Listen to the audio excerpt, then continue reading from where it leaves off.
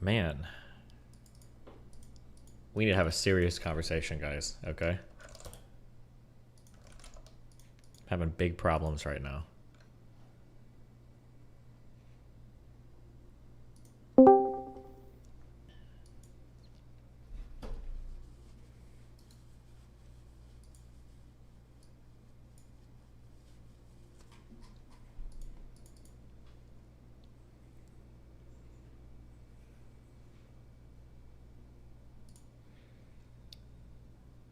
I have so much experience, but I have never been in a situation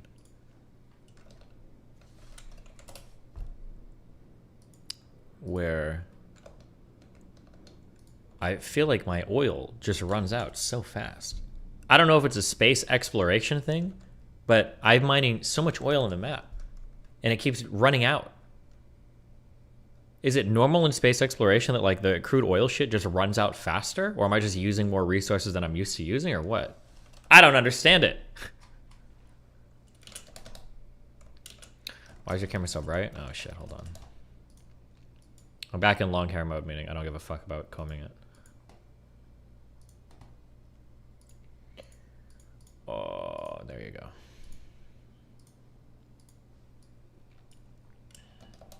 Can you not crack heavy and light oil back to petrol? You think I'm a nub? I have no oil, obviously. Cracking everything, you dumb fuck.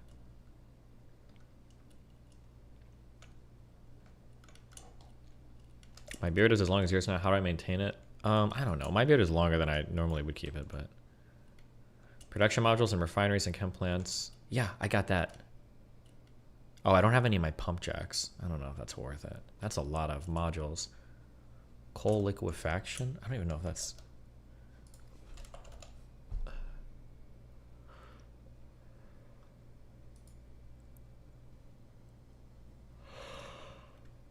Oh, this turns coal into heavy oil and steam? Oh no, it takes heavy oil and it turns coal into... Oh, and it takes steam. Jesus. Your beard line is too low. It needs to be 2 fingers above your Adam's apple. Wait, what? Hold on. Oh, I think it's about there. Hello, Steven. Why don't you like Lily anymore? We all know you are hiding it, Steven. Steven, lay Valorant with Lily or I will come for you just like I came for the Eurocucks. Eurocuck. Whoops.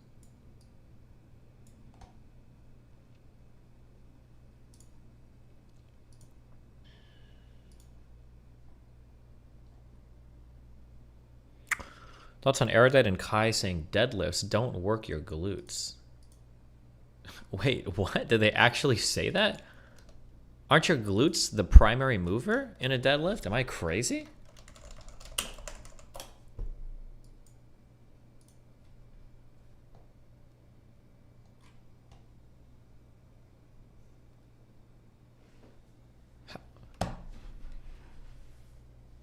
They literally said the opposite? Oh, okay. Never mind. I guess unless you're only pushing through your legs and you're like... But your lower back would get fucking destroyed. If you were trying to do... If you were trying to do a deadlift without using your glutes at all, your lower back would fall apart. That'd be my guess. But... Oh. Have you looked at the local planets of your solar system? No, I haven't gone to any planets yet. I'm only like in orbit.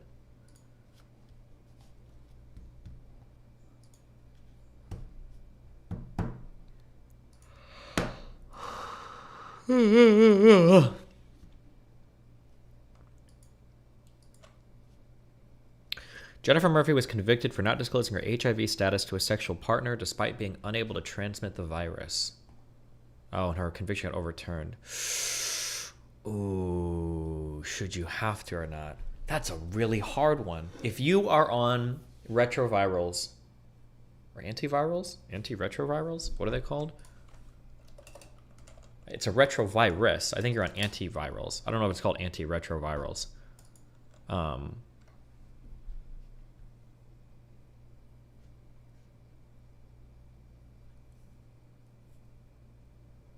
If you know and it's contagious, yes. Well, the thing is that if you're on if you're on antivirals, you can't transmit the virus. Like somebody that's on antivirals with HIV has less of a chance of transmitting HIV than somebody that's not tested and doesn't even know at all.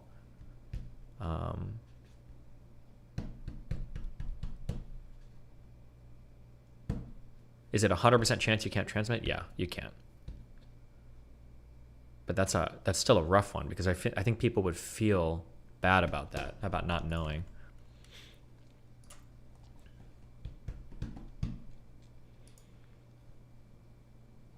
Would you have unprotected sex with someone who is HIV positive but on retrovirals? Well, and antivirals, it would be a matter of if I trusted them or not. If I trusted them to be on them, then yeah, I wouldn't care. Because again, you can't transmit. Do you have a core mining drill? Yeah, I do.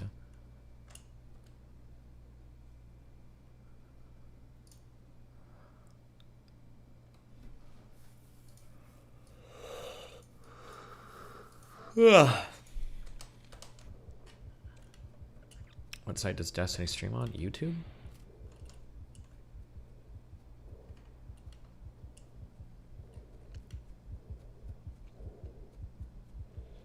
I don't think the law should be reinforcing a stupid stigma when there's actually no real risk. Maybe, yeah, but I mean, I can see both sides of that argument. That is a rough one.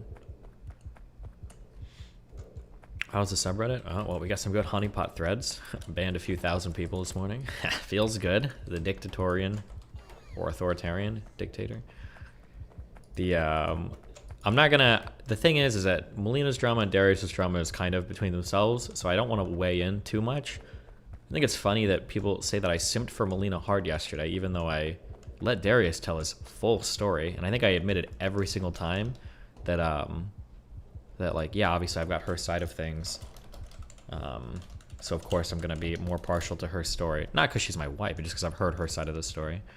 But I did a stream this morning with Darius where we talked about it. Not much else for me to say.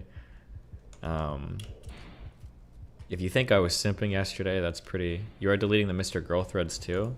I only delete a thread if the OP and all of the posts are like insanely unhinged. There's always like the thing is that like people don't realize this. Like there are a lot of people that are critical of me in the sub that I don't ban. There's tons of people that don't. But when you start posting shit like, oh, this is why everything he says is a lie, and he's only a green card marriage or whatever, and then I ban people like that, and they're like, oh, I can't believe you banned me for giving legitimate criticism, blah, blah, blah. And it's like the legitimate criticism is like, Destiny can never give advice on anything ever again because of it. And it's like, okay, dude, like, chill. You went full debate mode on Darius and used kid clothes on Melina. One boy in all the world. If you seriously think that, I don't know what to tell you. Your mind can never be changed. I was ultra gentle on Darius yesterday. I asked a couple of clarifying questions. I said things looked a certain way. I clarified every single time. I've only got Melina's side of the story here. I could be wrong, right? I've said it every single time, especially given how much I know of the background, which I brought up more this morning when I talked to Darius on his stream. There's a lot of stuff I could have brought up, but I didn't. But no, I didn't. It was mainly just him, like it's unbelievable to me. Like Darius had his full run of my stream with 7,000 viewers to tell his full side of the story. Like, how is that me simping or like Jesus? Like Darius is literally coming on and saying like, kill yourself, kill yourself, kill yourself. And people are like, Darius is so emotionally stable in the eyes of everyone else. It's like, bro, chill. What are you talking about?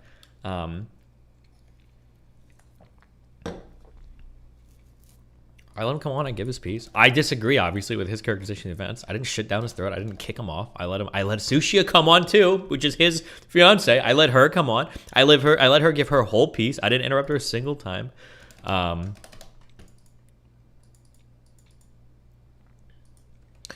While that is true, and I believe that, the way you kind of talked to him, it was like you didn't believe him and kind of talked to him like a kid or something. I was just asking questions. I wasn't even like hardcore pushing anything. Like Jesus, like I asked him a few clarifying questions. I didn't argue or debate with him much. You can say it sounded like I didn't believe him. Well, because I obviously don't believe his side of the story, but I gave him a chance to like do all of his shit. I said multiple times. I think that I think people were mad about the dog stuff. Well, it's like the perfect trifecta of shit for people to get mad about. Is that you have retarded animal stuff, which will always make people's minds melt. You have woman/Melina stuff, which people are primed in a certain way, whether you believe it or not. And then you've got like poly/drama stuff, which is also primed a certain way. So there's like, it's like the perfect trifecta of every person to get as mad as possible about every possible thing, which is fine. It is what it is. But listen, I support it. Everyone should have their fun.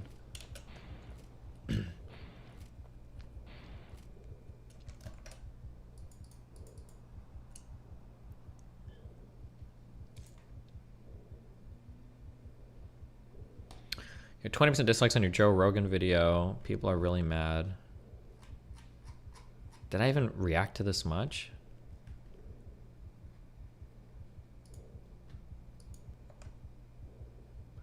Classic Destiny not addressing any, Classic Destiny not addressing any good faith criticisms levied in the subreddit.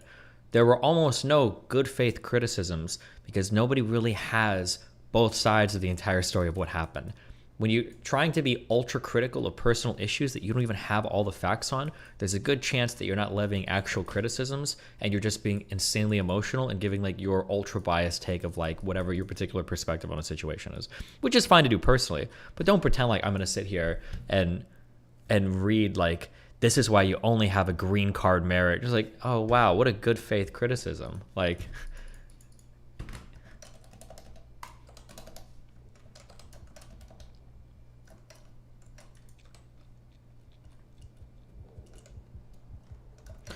Even ignoring the dog thing specifically, isn't it pretty fucked up that Melina ignored him privately while shit-talking the situation openly? Like, if you don't want to emotionally support him, go up 6 bars. I already said that. Melina shouldn't have said anything in chat. That was dumb. Never defended Melina's messages in chat. She probably shouldn't have.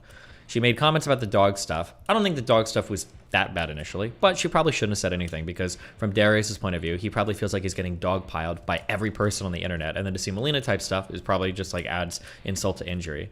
And then Darius, I think, comes onto stream. Am I getting my timelines right? I think Darius comes on a stream to argue. Then Melina starts typing more shit in chat, and then everything just kind of like goes crazy from there. It's like, what issue? Did it not seem like Melina was leading him on? To get into whether anybody was being led on for anything means that I have to dive into a lot of like really personal shit involving Darius and Sushia and kind of Melina. And I don't really, the problem is, the thing that sucks is that some of it is out there now. So it feels like I can either, like, here's the thing, okay? This is the position that I'm in. I can either not say anything, in which case Darius has kind of presented his side of the story, and I guess Melina looks bad, but that's Melina's life. She can deal with her own shit. But if I want to give like Destiny gets big mad for getting banned at Twitch. If I want to give like what I think is like my full side of the story, because I've seen everything that's happened and I believe the things that I do, but in order to do that, I have to dig through a ton of really personal stuff, and in order to go through that personal stuff, then once that happens, there's a reason why Russia and the United States never shoot at each other, because once that stuff starts happening, like everybody's going to start leaking shit. Like Darius already like almost implied it. Like I'm sure he knows a lot of personal stuff about me and about other people that I don't really want to have to like, oh, well, now here's every single personal thing I've been involved in for the past 2 years, because they've been friends for a long time, like on the internet. Like I don't really want to go burnt bridge like that.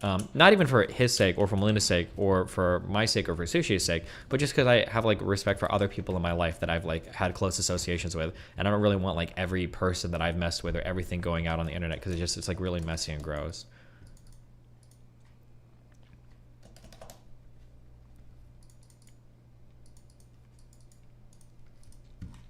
Is Darius blackmailing Destiny? No, Darius is not blackmailing me. I'm just saying that that's inevitably, that's where things go. That once people start getting into, because it's even weird to say this, like, but from Darius' point of view, he kind of has to defend himself because of everything relating to Sushia. Like, he can't just be like, okay, yeah, right. Like, obviously, I understand Darius' point of view. Like, Darius said he won't leak anything, though. I don't know what Sushia knows. I don't know what she would leak. I don't know if Darius would accidentally leak something. I don't know if Melina would accidentally leak something. It's not a matter even of people being malicious. It's just that, like, once you start, like, dealing in, like, really big personal affairs like that, shit can get really weird really fast. I bet you're going to have to end up going over everything anyway in a few days. I don't have to go over shit. None of this is my drama. This is involving these guys, okay? Darius and Melina can figure their shit out. I don't care. That's on them, all right? That's not my shit. I didn't do anything wrong here. I wasn't involved in any of this shit, okay? That's all on them. It's their lives. I'm just chilling. Big chill.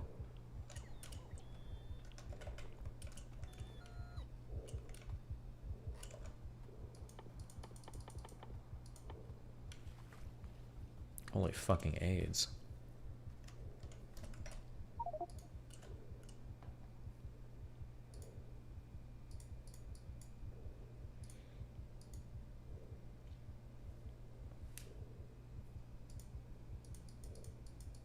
This is actual drama. It seems like Darius is a character and he's always getting to this weird shit. Darius's problem is that he plays an extreme character online, but he's like a real person as well, right? I understand like the bait on the comments, like you said Melina was socially intelligent. Doesn't seem like it. That if she doesn't come off that way, that's her fault, because she should have said shit publicly. But like, I mean, like all I can say. So here are the two things that I will say. Okay, is there's a lot of different parts to this story that obviously didn't come out yesterday. If you want a little bit more of a fully fleshed out version of things that happened, you can watch my stream with Darius this morning, because I think things get highlighted a lot more there. But like, there's never gonna be the full side of, everything coming out on this for me, because I'm not gonna fucking leak all of their personal shit. That's not on my...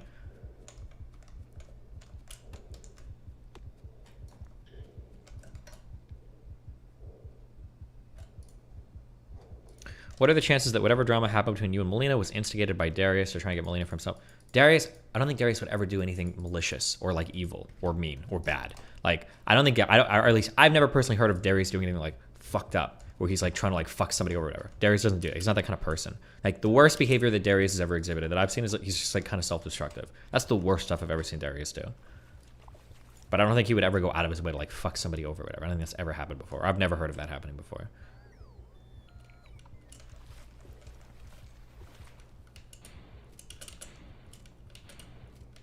That's the same thing for Melina as well. Like, I don't think either of these people try to like fuck somebody over. Do you think Tabor went too far? If Tabor and Erudite and Dan are, in my opinion, a little bit unimpeachable because everybody in the chat was cheering them on. It's super, super weird to see people in the server be like, I think that Dan and Tabor and Erudite, who are all doing these asshole bully things, blah, blah, blah, blah. Like, everybody in chat was like, oh my God, drama, go, go, go, go, go. Like, all of you guys are like hype as fuck for it. And then some of you started to feel bad at the end, and then you're like, oh, well, I think that they went too far. That seems a little bit weird to me. Do I think they were assholes in terms of like pushing them on? Personally, yeah, I kind of do. But like all of you guys were there for it the entire time, like cheering it on the whole time. So I mean, like, if somebody wants to feel bad about it, Darius can. I don't think any of you guys have the right to, though, because it seemed like you guys were eating it up. You guys were lapping it up the whole time. What's up with the Erudite mocking Sushia? I'm not here to say anything about Sushi or anything related to Sushi, and I can't speak to anything between those two either. I just have no idea. Oh, and also I didn't hear that conversation because I think I was out of the room for the first part of that too, so I can't speak. I can't say anything.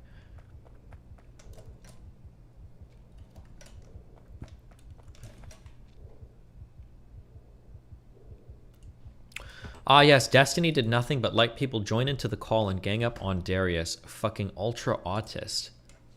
One, Darius wanted to join and publicly give his message. Two, Dan was there, who's literally shit-stirring, and that's the only reason why.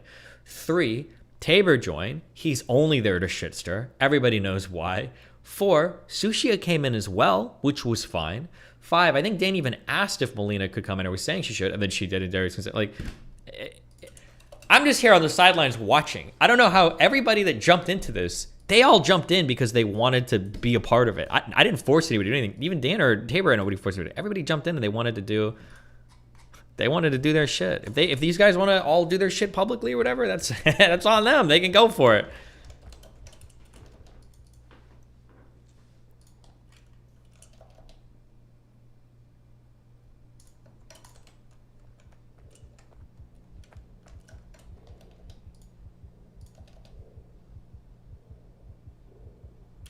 Why is chilling the title? I'm so chilling.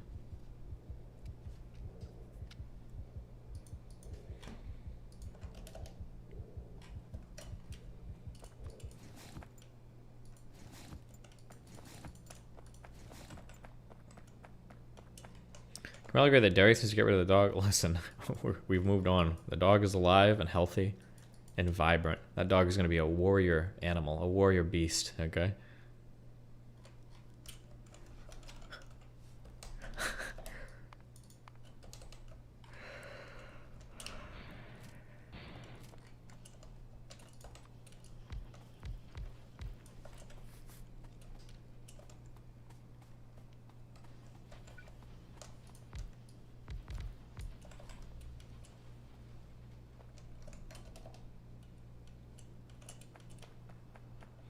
Isn't it possible Austin is genuinely just a misunderstanding? I don't want to relitigate that whole event because one, it's not my drama, and two, if you want to see it gone over in a little bit more detail, you can open the you can go look at Darius' stream this morning, and you can see us. We discuss it there, but I don't want to like go into that over and over and over and over again because obviously there are huge disagreements over what happened, and the huge disagreements make certain parties look really bad, and I don't want to be like. My job isn't to be here on the internet like shitting on people or attacking people over shit that happened. It's because I would never make drama like this public. It's just not my thing.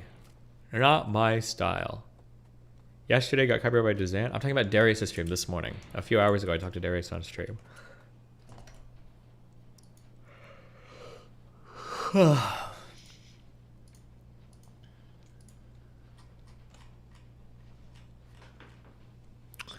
I still don't see how Darius fucked up with the dog. The Parvo situation was unfortunate. He shot at the cash part, but dude was literally in the press putting it down until train came from the heaven and dropped 10K.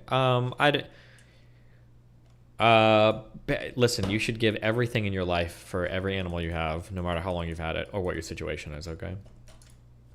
There you go. That's what my position is. Love all dogs. Love all animals.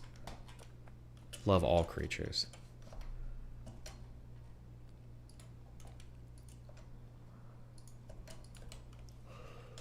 Okay. We need to figure out how to finally do cargo rockets today, guys. It's important. Will yesterday's VOD be fixed? Good DMC? No, never. I can't fix a DMC VOD. You have to hope that it gets uploaded somewhere else.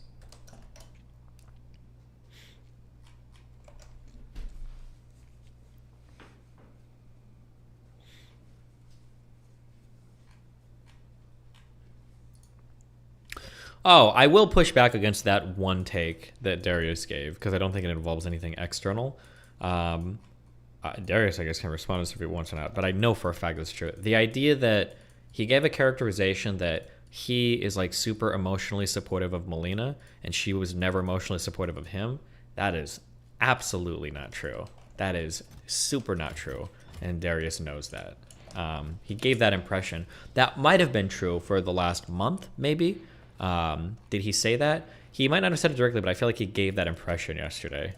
Or at least I saw a lot of people in the subreddit have that impression, where they're like, oh my god, Darius was so supportive of Melina the entire time, and as soon as he needed some support, she like got really mean. That's not a fair characterization either, but I saw that a lot on the subreddit. On Lay Subber.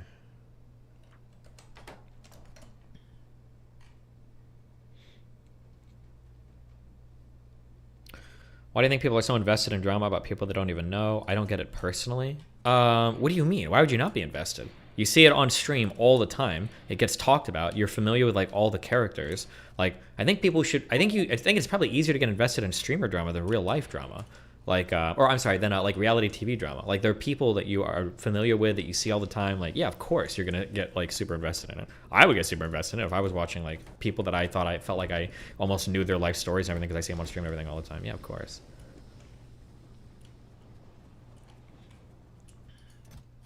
I don't like it when streamers say like oh, you guys are parasocial. Like, well, of course. I mean, that's part of your stream. Like, no shit, people are parasocial. Because you've like, those relationships are like a big part of like what people are watching stream and everything for. I need to actually like automate this shit up here, but I don't know how to do it. I know I do know how to do it. I'm just being lazy. All right.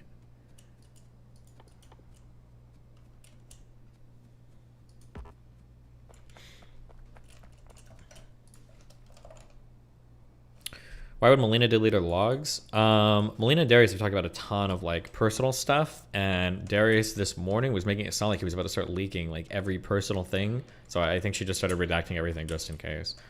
That's usually what I do. I think I've done that with people in the past, where if it feels like they're about to start leaking everything, I just redact everything so that people aren't like leaking personal drama revolving around me and other people. I just don't want third-party people that aren't involved at all to get like caught in the crossfire.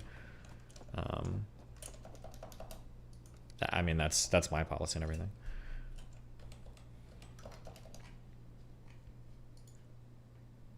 Is this too much rice? I feel like Indian food always has way too much rice. But who cares? I mean, you don't have to eat it all. It's fucking rice. It's cheap as fuck. Throw it away if you're not gonna eat it all.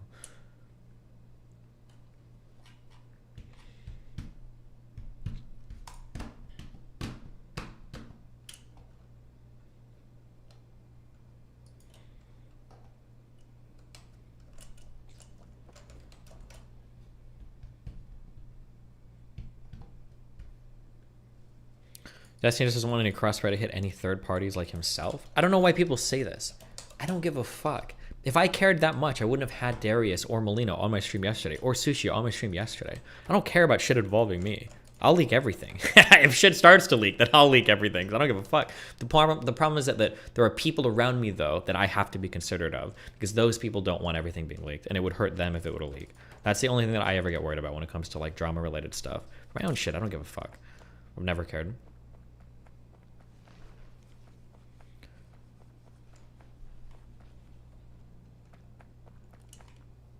Thoughts on MyFitnessPal going to shit? I don't know. I've never used it before. What am I even doing? Oh, I need to build scaffolding. Low density heat shielding steel plate.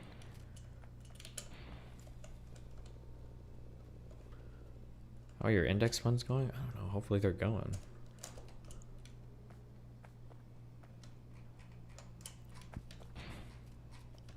How's our meta stock doing? That's the real question.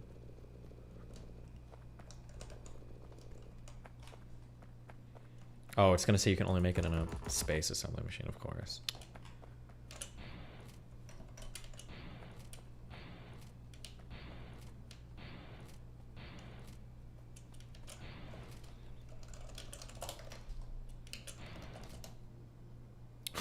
Zuckerberg, you gotta stop fucking posting screenshots, my dude. You're unhinged. This is the true unhinged man right now, okay?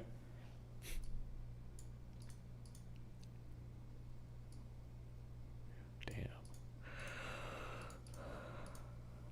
Do you think Facebook could actually be on its way out? Oh no. It was Pal's fault this time? Yeah.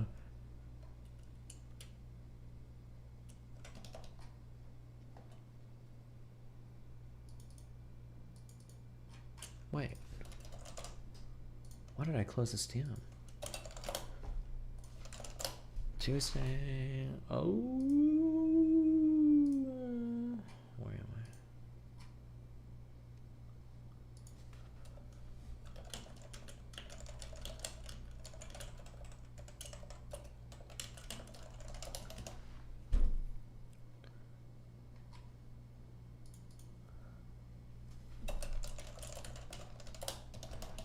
I'm supposed to moderate a debate between Pisco.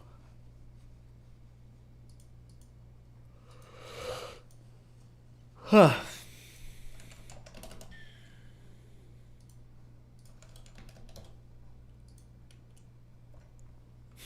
Good one.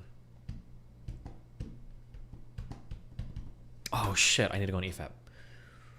Ooh.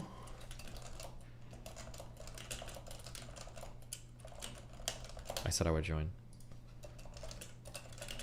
I said I would join yesterday, but everything got crazy yesterday.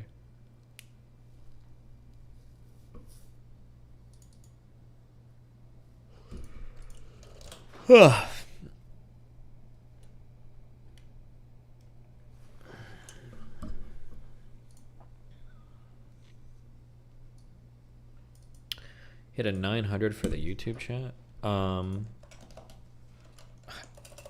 Dude, I don't have to think about it anymore.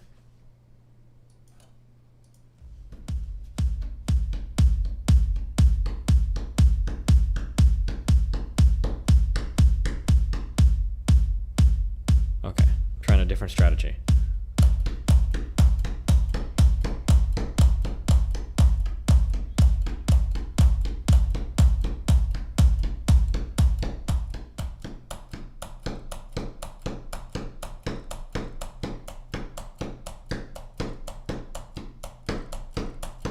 No, fuck that. Do you think if I let this?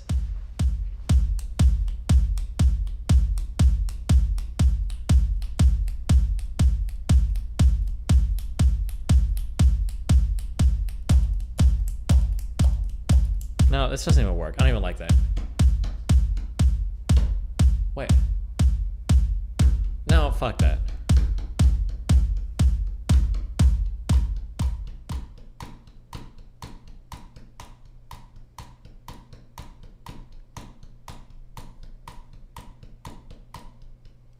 Come on, hold on.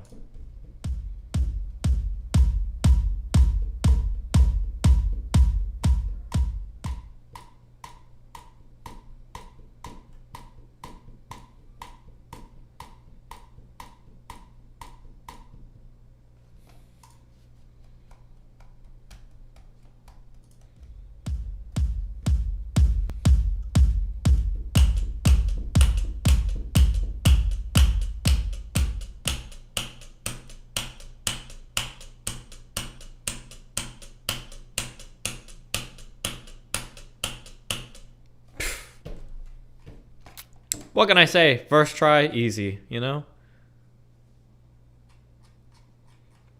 I'm just a god.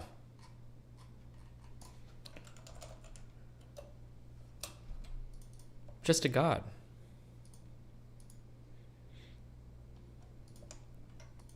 Let's try one more time. Hold on.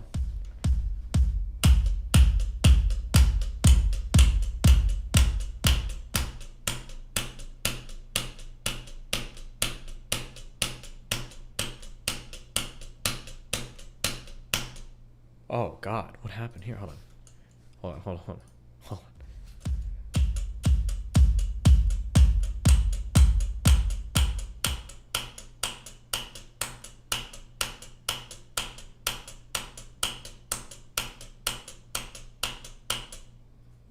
What's happening? Hold on.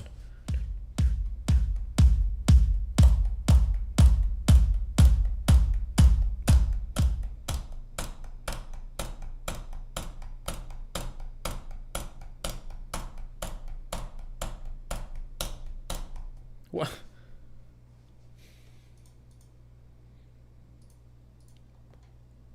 .42 be like, hey man, Matt Stone, Trey Parker, you know, sit in the corner and you might just catch up to this guy. Yeah, Trey Parker. Where were you when the Nazis attacked? Yeah, Trey. What the fuck? Oh, we got one. We're closing up in 1 hour, and we have one. Oh, hi, Destiny. What's up? Something weird went on. He's been known to stream on occasion. That's true. Maybe his microphone's not working. Alright, what's up? Sorry, my microphone was turned off. What's up? How are we doing, guys? Hello. We're doing good. We're well, I mean... We're like an hour 24 or 5, yeah. We're sleepless. 27 different... What happened to you? Are you okay? You said something exploded. We're just... my life just wants to... Just crazy. You know, just... My life, just a lot of crazy shit. One of my wife's boyfriends just lost their mind, and you know how it goes. You know what it's like, man. Right? Yeah. And he destroyed your kitchen. We've all been there. You just missed the boys discussion. Now we're talking about animation. This man's making... He said some amazing things. We gotta... We're actually losing our minds right now. It's a little bit. He's not speaking English, but he thinks he is. Yeah. What was this guy is like Go ahead. Huh? What is the current point he's on? He's trying to argue that they started to slip sort of adult messaging into animation during the 1940s, well before South Park. That was the last thing that he said. It seems if we're to think about this video being structured, I guess like an essay. I mean, it's called a video essay. The claim seems to be we have entered into a golden age of like adult animation. Like we've reached a point where it's thriving after escaping the shackles of the perceptions of, you know, it being kids content, the immature, you know, stupid or like not worthwhile. And pretty much every argument that's been made so far is either, oh, well, you know, cartoons were actually for everybody, or, you know what, actually, because of the Hays Code, cartoons were actually able to implement more mature subject matter than, like, live-action material. So, like, everything he said is either nothing or actually contradicts his point. I don't understand the point of this video. So far. It might crystallize at some point. True. Yeah. You know what? I doubt it. Wait, what was the final feeling on the boys? Just curious, without reopening that whole thing. Oh, that video was the whole video is Marvel is really shallow while the boys is super smart and for intelligent people because it has things to say about society and deconstructing superheroes as a genre. When it had some very choice quotes. Yeah, that was a very nice thing to say about that video, Mo. The Boys is the show for hey, but that was his point. He just uses English in a very unique way. Yeah, I wonder I legit wonder like where he's from. Cuz he's clearly a good planet Mars. But yeah, what was the feeling here? Do you guys feel like The Boys was an intelligent? What was the verdict here? Season 1 was a lot of fun, but I wouldn't call it subtle or intelligent with how it approached its commentary. It was pretty on the nose. It's kind straightforward. Of like the shallow beginnings of satire of superhero stories. And then it's like, season 2, but season 2 was a mess, and season 3 was pretty meh. Pretty meh? You like season 1 more than season 3? Fuck yeah, season 1's good. Yeah. Wow, a lot of wrong opinions in here. But okay, gotcha. Well, hey, man, let's come on. Explain yourself. Oh my god. We won't get to hear the funny man ever again. Silence, running away. Oh wait, I don't want to. Well, yeah, if you want to. Season 1. Yeah, sure. Season 1 of any fantastic show, I think, has the huge advantage that it gets to lay out its whole world, which is always fun. And if it's a fun world, it's going to. It's going to be fun to have like a season 1, but I feel like in terms of like character development and everything, it was like, it just kind of like introduced us to the world, and I thought that was cool. Season 2 was a nightmare train wreck clusterfuck of boring, horrible shit, where you had Frenchie and Kokimo or whatever the fuck was like the Sam and Gilly of the fucking boys, just like the worst thing. None of the characters did any. I don't know. I hated it. And then I thought season 3 actually like ramped shit up to where we were getting like a compelling story. We were seeing real character development, especially among people like Butcher. We got rid of the cringe Nazi shit, which was good. I don't know. I feel like season 3 was on par with season 1. What do you think of the ending?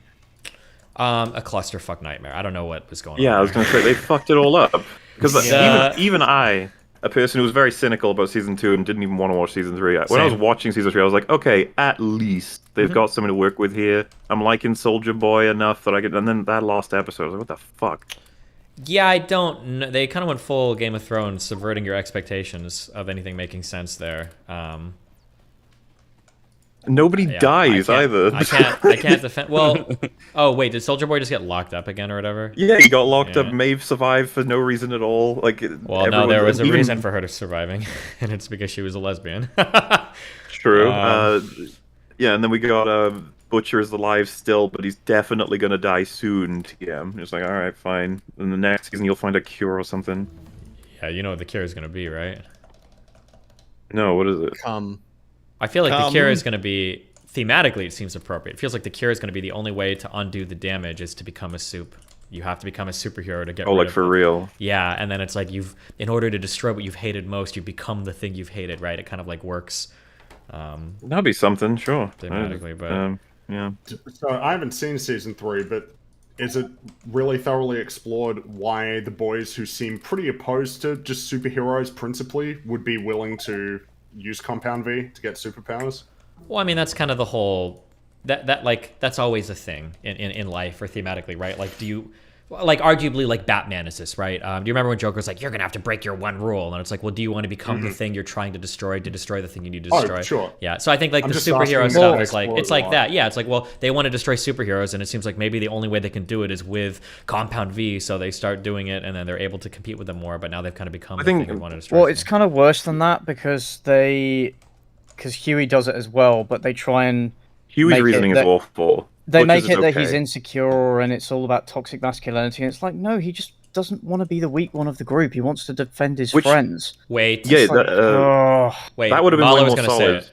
Wait, yeah. Were you going to say it? Were you going to say the right thing or the wrong thing, Mahler? Go. Okay, I'll go. So what CJ's just described, I think would have been way better. But what they ended up doing, and they even lampshade how much they fucked this up. Huey admits, like, I fucking don't like being weaker than my girlfriend.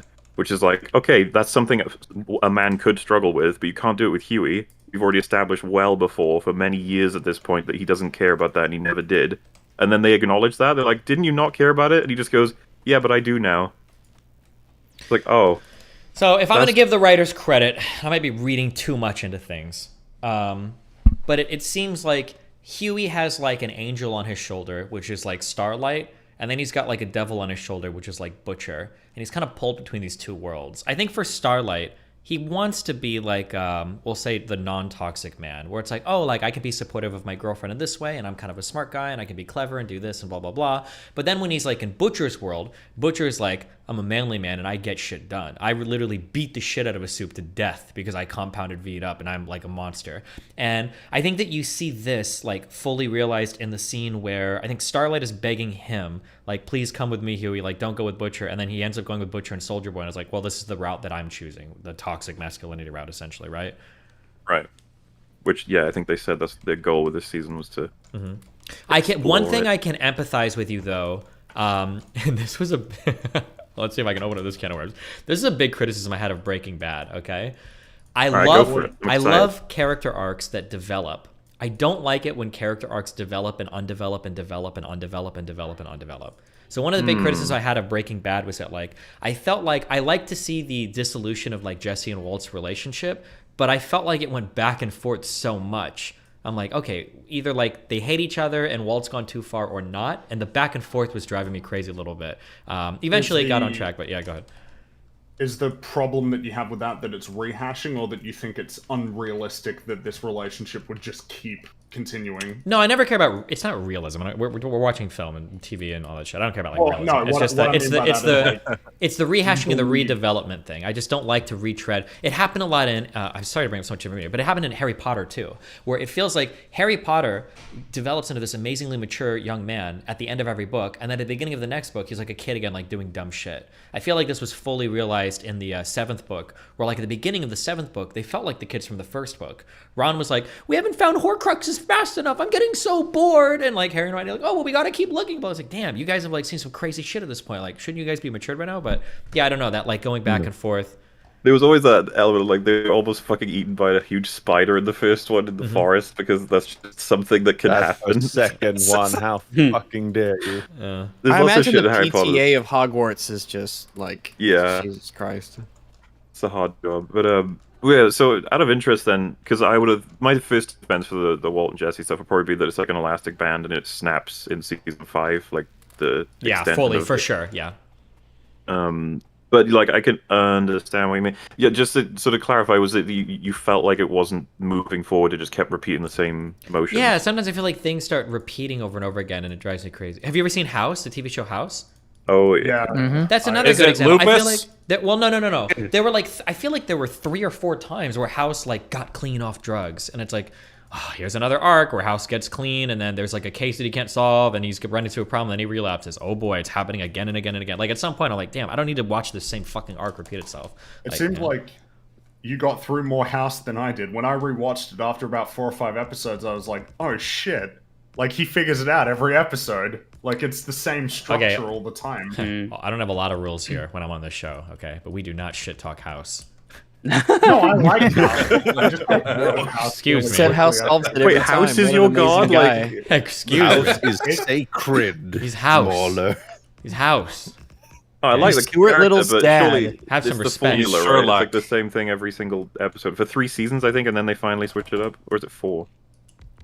Like the formula, you know the one. Everyone makes fun of it.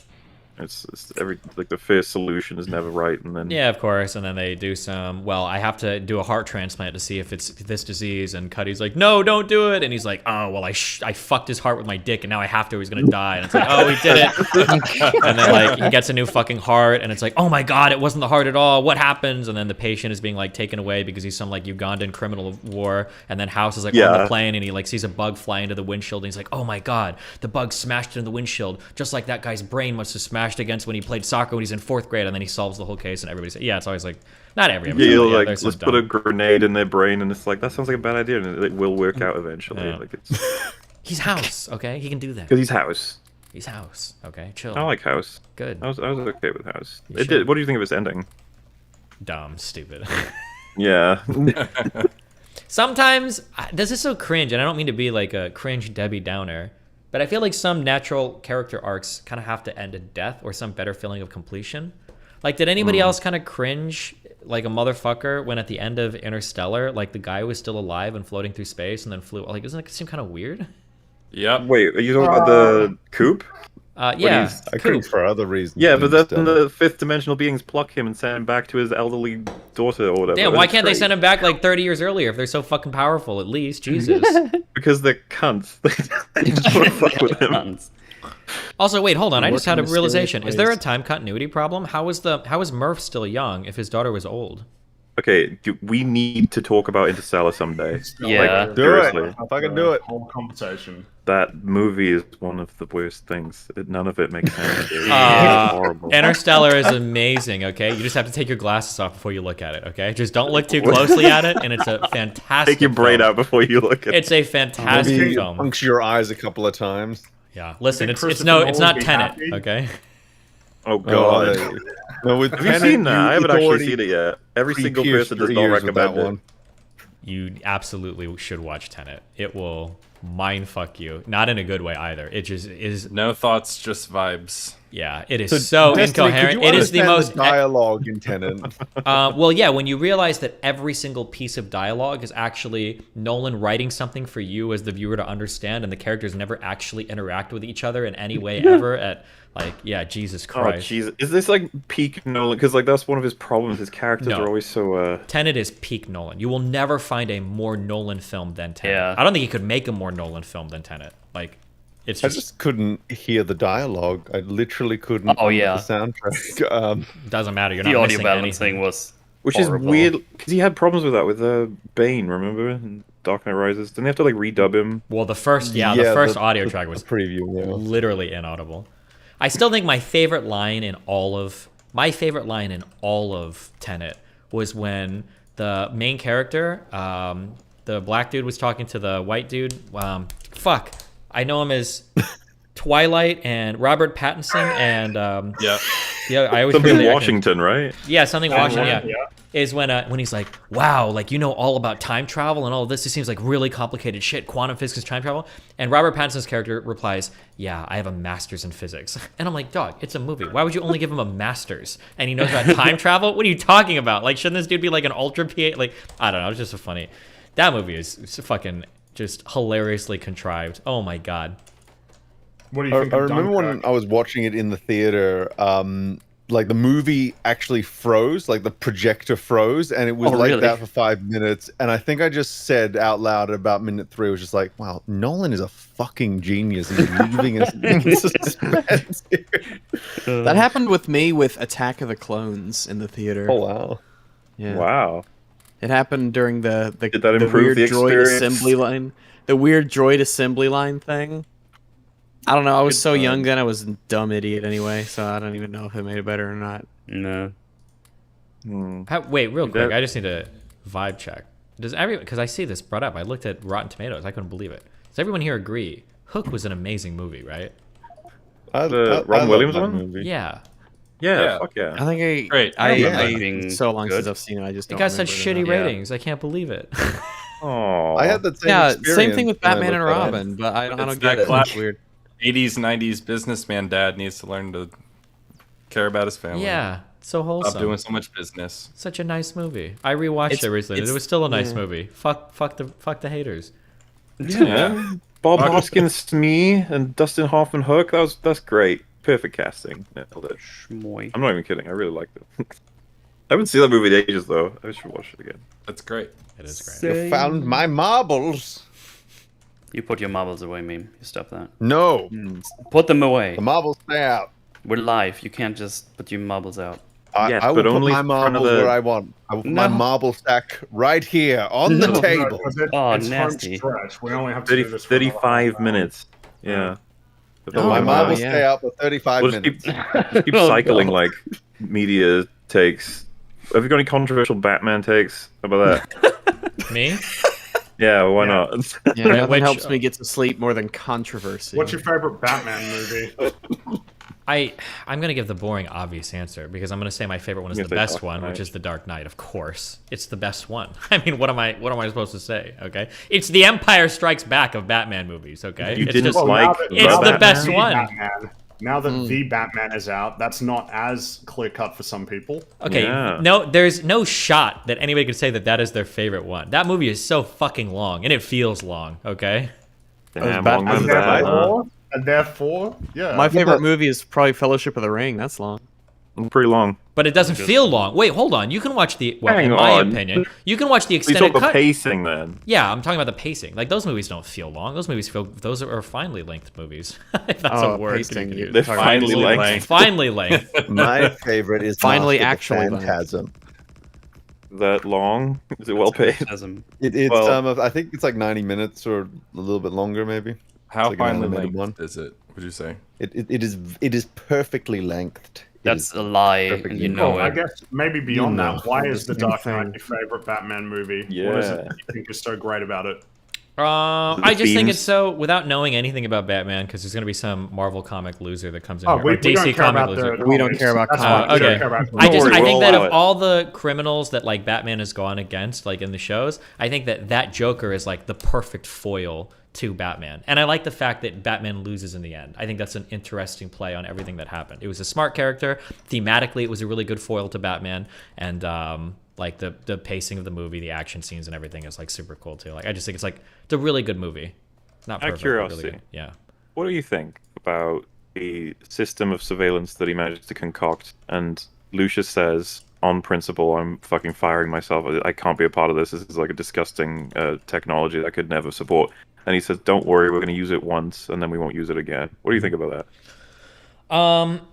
It feels kind of like The Boys, like the soup thing, to where that plot point is a little bit contrived, but I think it all kind of goes to show like how far does Batman have to go to beat somebody like the Joker. And I don't think they really address that in the movie. It feels like the movie is fine with the idea that like, yeah, we're only using it once for good. It's fine.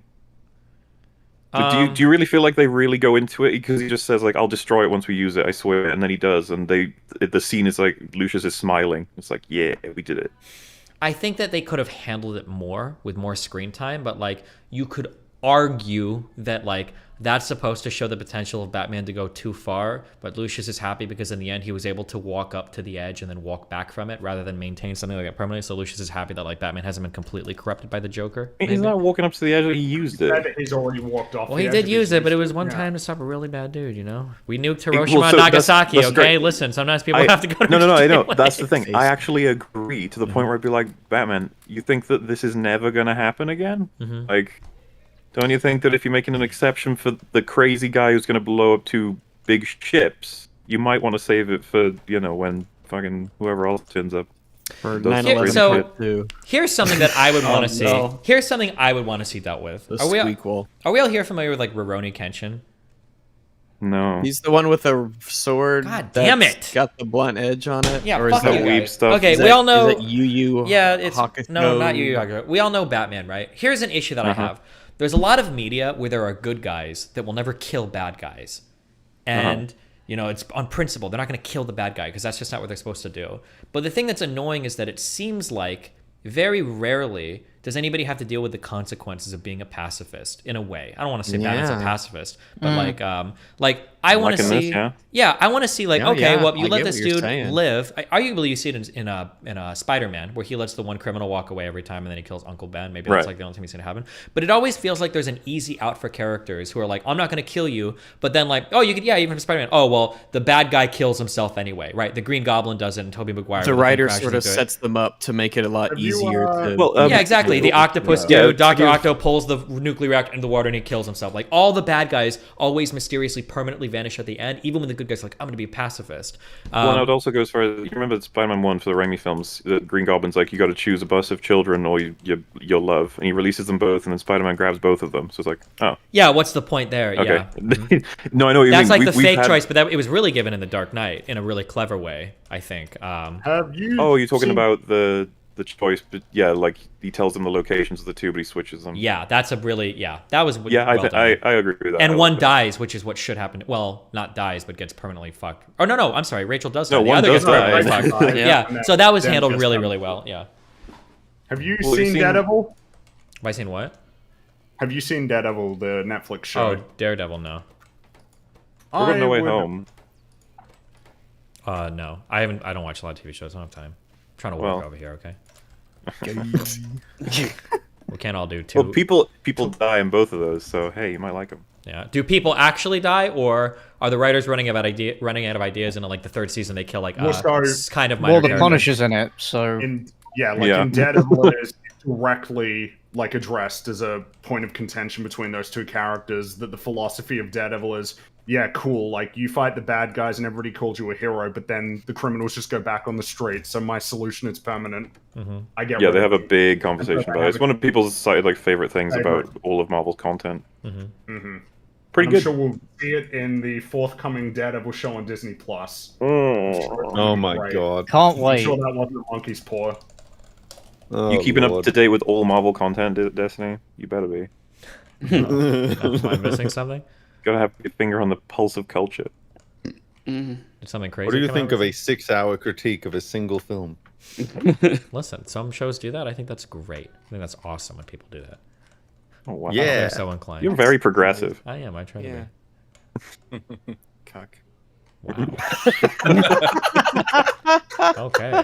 Jesus. Tell them how you really feel about 6-hour reviews. Don't hold back. Yeah, but we're talking to someone who did like an 8-hour-long manifesto, so you know. Like, that's true. That is true. You're in good company. Yeah. That was like 3 in 1. That's not fair, is it? Well, I mean, if you split it up into 3 parts, sure, but you know, take it as one whole. How long did that take to write you? Was that like a month?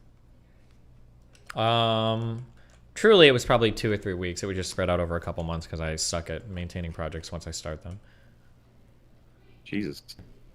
I take longer than that. You get focused when you get well, if I'm in autism mode, yeah, I'll just sit on my computer and I'll do like that. I did a Big Bob 7 manifesto. That was a big one. I did that in one night. I remember it was fucking strange. Yeah, well, my life is it's the ADHD thing where you got to hyper focus on it, otherwise you just lose the motivation. I think the way I describe it is it's not the doing that's the hard part, it's the starting that generally fucks me. Gotcha. Destiny, what do you think about The Last Jedi? I hear you had a conversation. Oh God, no! I got so many emails. He was doing so well. Listen, that's the thing where I told Mel, I was like, listen, Mel, one of these days we're gonna sit down for 9 hours and we're gonna rewatch every fucking trilogy. No, not 9 hours. It's probably like 20 hours or some shit. We're gonna watch them all, and then I'm gonna come back here and you're gonna casually bring it up, and I'll be like, oh, let's talk about that, and I'm gonna ambush the fuck out of you, with my extensive Jedi knowledge. You can't. Do you think I don't rewatch those semi-right? It's like my whole job. You can ambush us in Star Wars. It's really familiar to us. Did we go over the... You guys all like the prequels more than the sequels? Yeah, easily. Yeah. Oh my God, yeah, like, you're just so wrong. It's just... It's like you tell me you're a flat earther. I can't be wrong for I like the prequels more than the sequels, sure. Yeah, it's just that the prequels are also objectively better than the sequels. I was going to say they're just fucking better. What an unbelievable opinion. But you guys are all like 18, 19, I think, so it makes sense, you know. I am 27, sir. 27. 31. I'm actually 14. I'm 63. Oh wait, random question. Mauler, do you post on Reddit? Not really, but I have a Reddit account. Okay, never mind. I see a guy posting in a subreddit I'm familiar with called Mauler X sometimes. I didn't know if that was you, so alright. That sounds like the porn version. Mauler X? No, that's not me. Pornhub account. Is he also known as the Long Man? Oh no. No, Mauler X just sounds like your version of Sonic X, so I'm sure that's not a very good show at all. But... No, it's the anime spin-off, Mauler X Mauler. Okay. Mauler X Mauler. Question. I don't know if you guys know this or not. How do you guys feel about the new Marvel? Which is A24. A24 is the new Marvel. Wait, what? Every film gets ultra hyped. Everybody loves the studio. Everything comes out. People are sucking it off. Do you think it's a good thing? Do you think it's a bad thing? What are your feelings on it?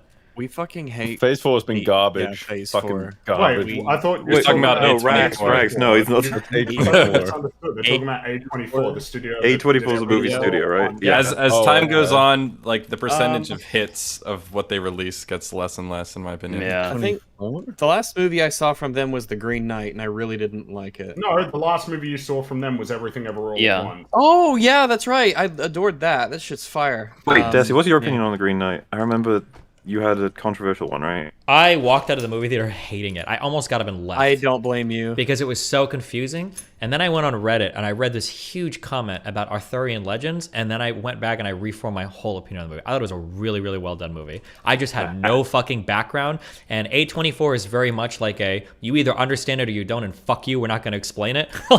They're like, for some of their more esoteric movies, they're very much like that. But having that understanding, if you watch The Green Knight and you don't understand anything about Arthurian legends, it seems like a dude goes on a really weird adventure with a lot of random fucking shit that makes no fucking sense, and then the movie ends and you're like, I don't know what the fuck just happened. Yeah, but wait. Shouldn't it be good if you haven't read a bunch of Arthurian legends? Like, yeah, because I've read like The Once and Future King. Sure. So, well, I mean, things can be good or bad depending on your reason. Some people argue you shouldn't need the background. Some people should you should. But having the background, like for Arthurian legends, like when you go on certain journeys, there are like different tests that you have to go through in order to prove your might or your worth or whatever. And like most hero stories? Well, kind of, but Arthurian legends, I think, are done in a more particular type of way. And when you go back and you watch The Green Knight with that understanding, every single little trial that he goes through is testing one of the 5 Arthurian virtues or some shit. And when I could understand all of the different trials with that, it was like friendship with the fox thing. It was like greed or something. I don't remember with the woman and the thing. When I could go back and understand that, I was like, oh, all of these little mini trials make sense, and I could see how he failed or succeeded on some of these. And then I understood it more. Yeah. You said that you watched it and you weren't familiar with the Arthurian, because I wasn't either. When you got to the end of the film, did you like and appreciate the last 10 minutes before you had gone back and rewatched, or like learn more about Arthurian legend? I mean, it looked nice. Is that... Well, I guess what I'm saying is that for me, in the last 10-15 minutes is when I liked it a lot, and I just wasn't feeling everything leading up to that point. Like, the last 10-15 minutes felt like a story. It's that almost was more like they appealing snuck to me. in a movie into the end, and they didn't need really anything that came before it almost. Well, so the reason why I'm asking is because it sounds like the first time around you just found the whole thing like kind of just worthless. Yeah, I didn't understand what the point of anything was. Yeah.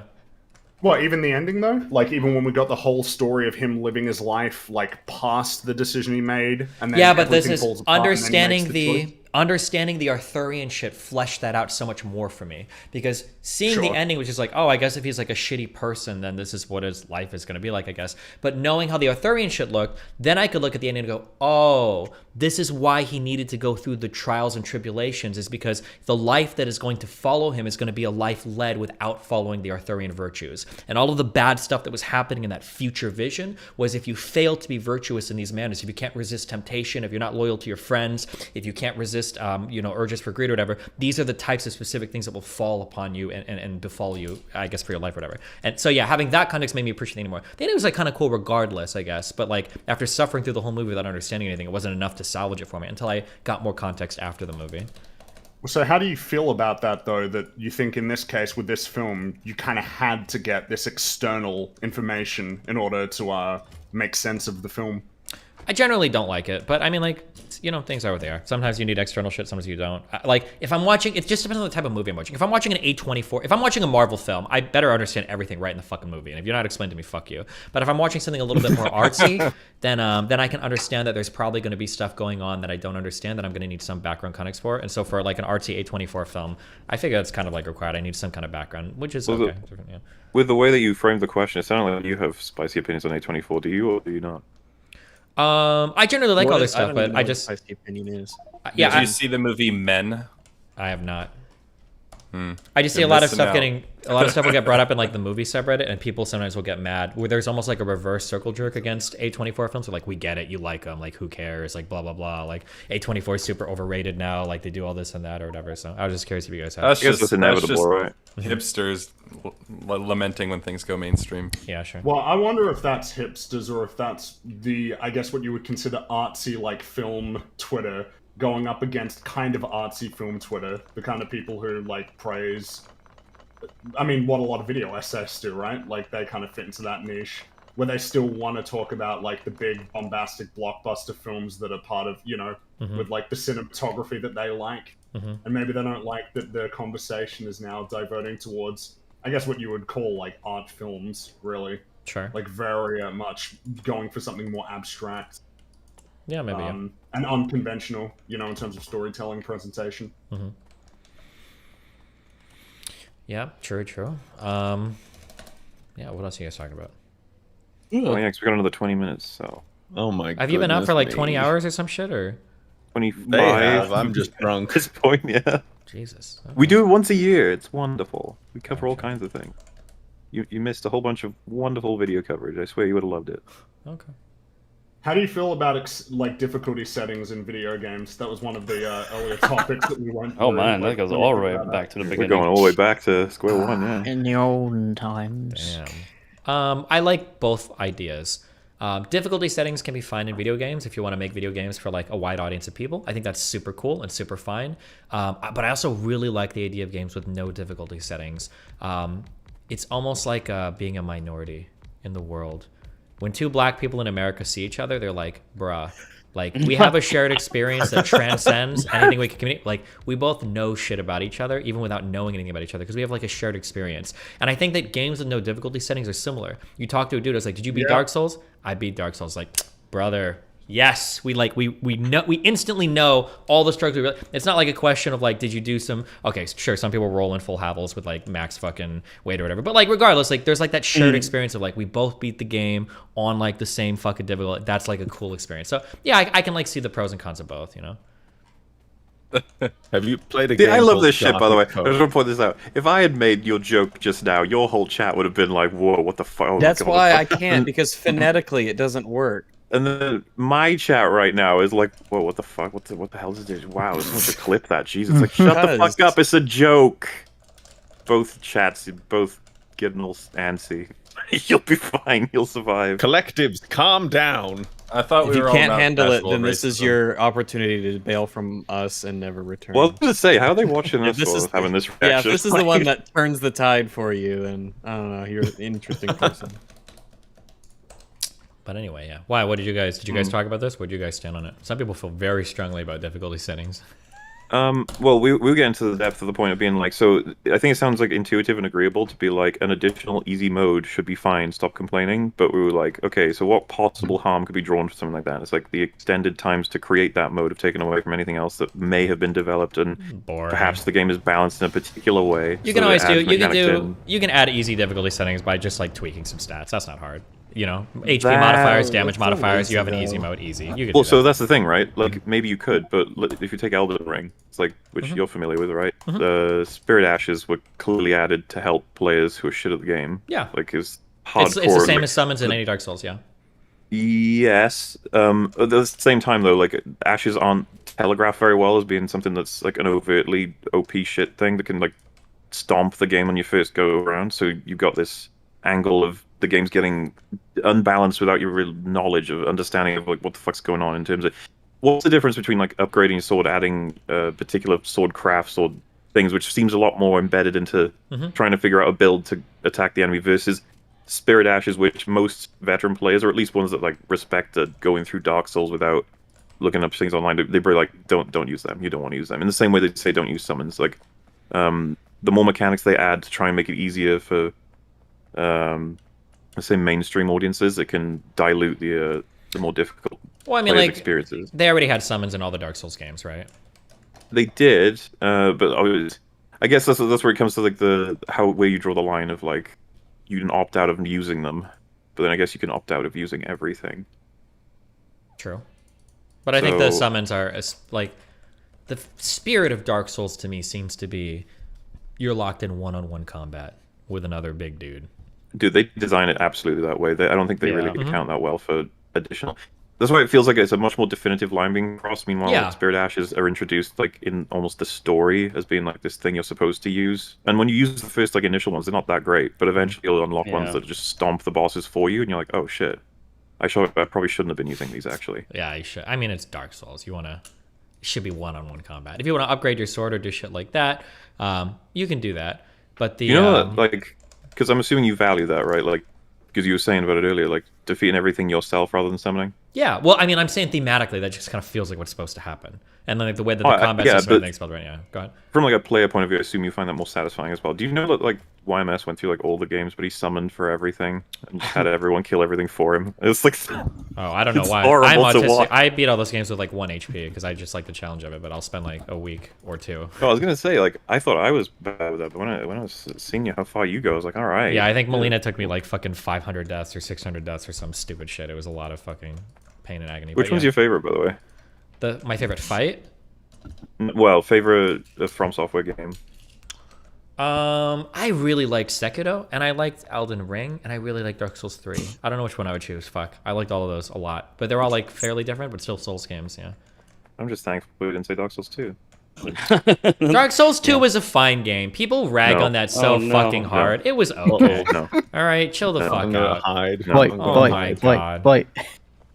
Hey man, if you think it's a good game where you're filled with bugs, have wonky ass hitboxes, and none of the fucking AI knows what to do when you walk in a certain direction, I mean, if that's what you think a mid game is, fair enough. I don't know. I'd have to go back and play it again, but like I beat all 3 Dark Souls, and then I remember going through reviews. I don't remember anything exceptionally wonky or stupid. The only thing that I would be hardcore critical of Dark Souls 2 for, which I think I remember, was it doesn't count as a sophisticated or well thought out boss fight if you're just making like 2 or 3 of the same fucking enemy to fight. And I feel like that happened a couple times, which was so annoying. I think Elden Ring had that problem a little bit. It did do that a couple times in Elden Ring too, which is so annoying. Yeah. The game is not built for multi-enemy combat. Also, the game is not built to hit things in the fucking air. Stop ever fucking putting air enemies in that fucking game too. It's so annoying. That's so true. Yeah. Hey, you got a jumping attack now. I think that Jesus. Getting our memes. Yeah, I see. Hey, it's true. Our meme connoisseurs are in the kitchen. Neat. What about Bloodborne? Oh, Bloodborne! How could I forget? Bloodborne was really cool too. I love that game. Very the aesthetic and everything. Hey, you can't say that 4 of them are great. Pick one. You gotta pick one. Oh man, dude. Yeah, I know. I mean, it's gonna come. It's honest to God, it's gonna come down to aesthetic. It's gonna be like, do I like the? It's gonna be the anime of Sekiro, or is it gonna be like the noir fucking gothic setting of Bloodborne? Which one would I choose? I'd probably lean towards Bloodborne, slightly though. Why you betrayed the weebs? Oh my god! Always a good move. It's always a good move. Top 10 anime veterans. I think Bloodborne is a really fucking popular pick, which is crazy as well because of the fact that the fucking 30 FPS cap that it rarely ever even manages to get to anyway. My favorite thing for Bloodborne was when the game first came out, before they updated it, you had to wait like fucking 45 seconds between every death for it to reload entire areas. Oh, yeah. Oh my god. That was the big cringe. Yeah, I didn't play it adds attention to the game. You don't want to die even more now. Yeah, that is kind of true. Still can't believe that game hasn't been ported to PC. It's crazy. It really is. People keep saying like this spaghetti coding has got to be the reason because all red tape. It can't they can't think of anything of other reasons. Like there's money on the table ready to be taken. Yeah. God of War, Spider-Man, you know. Yeah, it's the reason there was never a Metal Gear Solid 4 on Xbox 360 or PC, because there was apparently like a lot of funky code going on with that engine. People aren't ready for Metal Gear Solid 4. Humanity isn't ready for it, okay? God, do you... can I just say the best time of my life? There were the 2 best times of my life, okay? Love to hear that. Alright. Number one was when DayZ first came out, and it was like the newest, freshest thing. People didn't know what they were doing. Yeah, people were talking on mics. Oh yeah. They didn't know what was going on. You'd make enemies and friends and alliances. That game was horseshit. It was, but it was so much fun. You'd like it was absolutely awful. It's my most played game on Steam.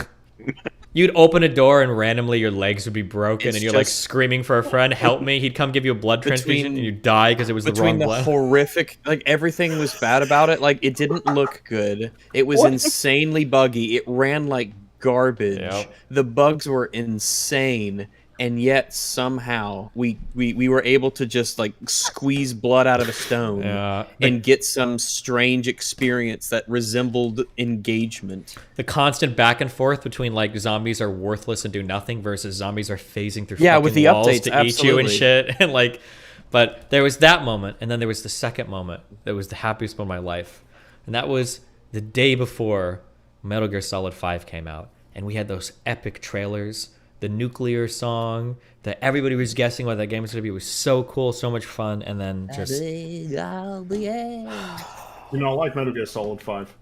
No. Do you like it from a gameplay standpoint, though? Mechanically? From a gameplay standpoint, it was the best Metal Gear Solid. The gameplay was amazing. It's actually... The gameplay being so good is what makes that game even more sad, because that engine is never going to get good use now, except for the weird gacha fucking games they make. I enjoyed playing Metal Gear Solid 5, but it's the only one I've played. I don't know what the fuck's going on. I can't tell you anything about it. I don't know, like, there's this guy, and he's on fire, and he's flying, and there's this chick, and she flies too, and she's wearing a gas mask, and then it's like, all right, that's weird. Like this, there's a guy with a skull and a cowboy hat, and I'm just like, can I go play the game? It's actually really fun. Can I go play the game? It's especially crazy because like Metal Gear Solid 3 felt really dated in terms of like I feel like I'm playing some shit in like in like the time period that's appropriate. They're using like radios and shit. They've got like the Shagohod at the end is like a tank. Like it makes sense. But dude, Metal Gear Solid 5. Metal Gear 5. That thing was like Gundam fucking Metal Gear. That shit was in Salanthropus. It's like a flying fucking mecha from like Zone of the Enders. Like what the fuck am I looking at? It was unbelievable. And then like you guys still speaking English? I'm not following. I mean the mechanical prosthetic thing was like already like oh yeah, all right. Okay, it's special. They had like more advanced technology than like Metal Gear Solid 4, and I'm like, what the fuck is happening here? It was also the perfect opportunity to tie in so many people in the Metal Gear Solid story, but instead they bring in Skullface and then they delete him from all the history. Like, why would you do that? Because that game it ran out of time. I feel because I feel like I got to the end of that game and it just sort of like stopped. Like I could still play it, but it's almost like I got soft locked at the end, where you can still play but you can't progress. And I don't know what happened. I don't remember if I didn't do something right, But I was doing story missions, and then it just stopped giving me story missions to do.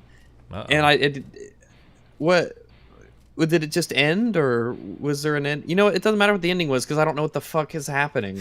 The saddest part was do you guys remember when for Kendrick Lamar people thought there was going to be like I think it was a Damn Part 2 was coming out? Does anybody follow any of this shit? No. Nope, never mind. Okay. Basically, a whole bunch of people on the Hip Hop Heads like subreddit had like convinced themselves that there was like a secret Part 2 Kendrick Lamar album, a full album that was about to drop, and everybody was like mind fucked on this. And it never happened. It wasn't a thing. But it happened with Metal Gear Solid 5 too, where everybody was like, "Oh my god, like Hideo is about to release like the secret Part 2 of the game," and people were digging through Easter eggs and figuring out like all of this shit. And, like, "Oh my god, like I think on this date he's gonna release the true ending," and like it was all fake. It gets fired.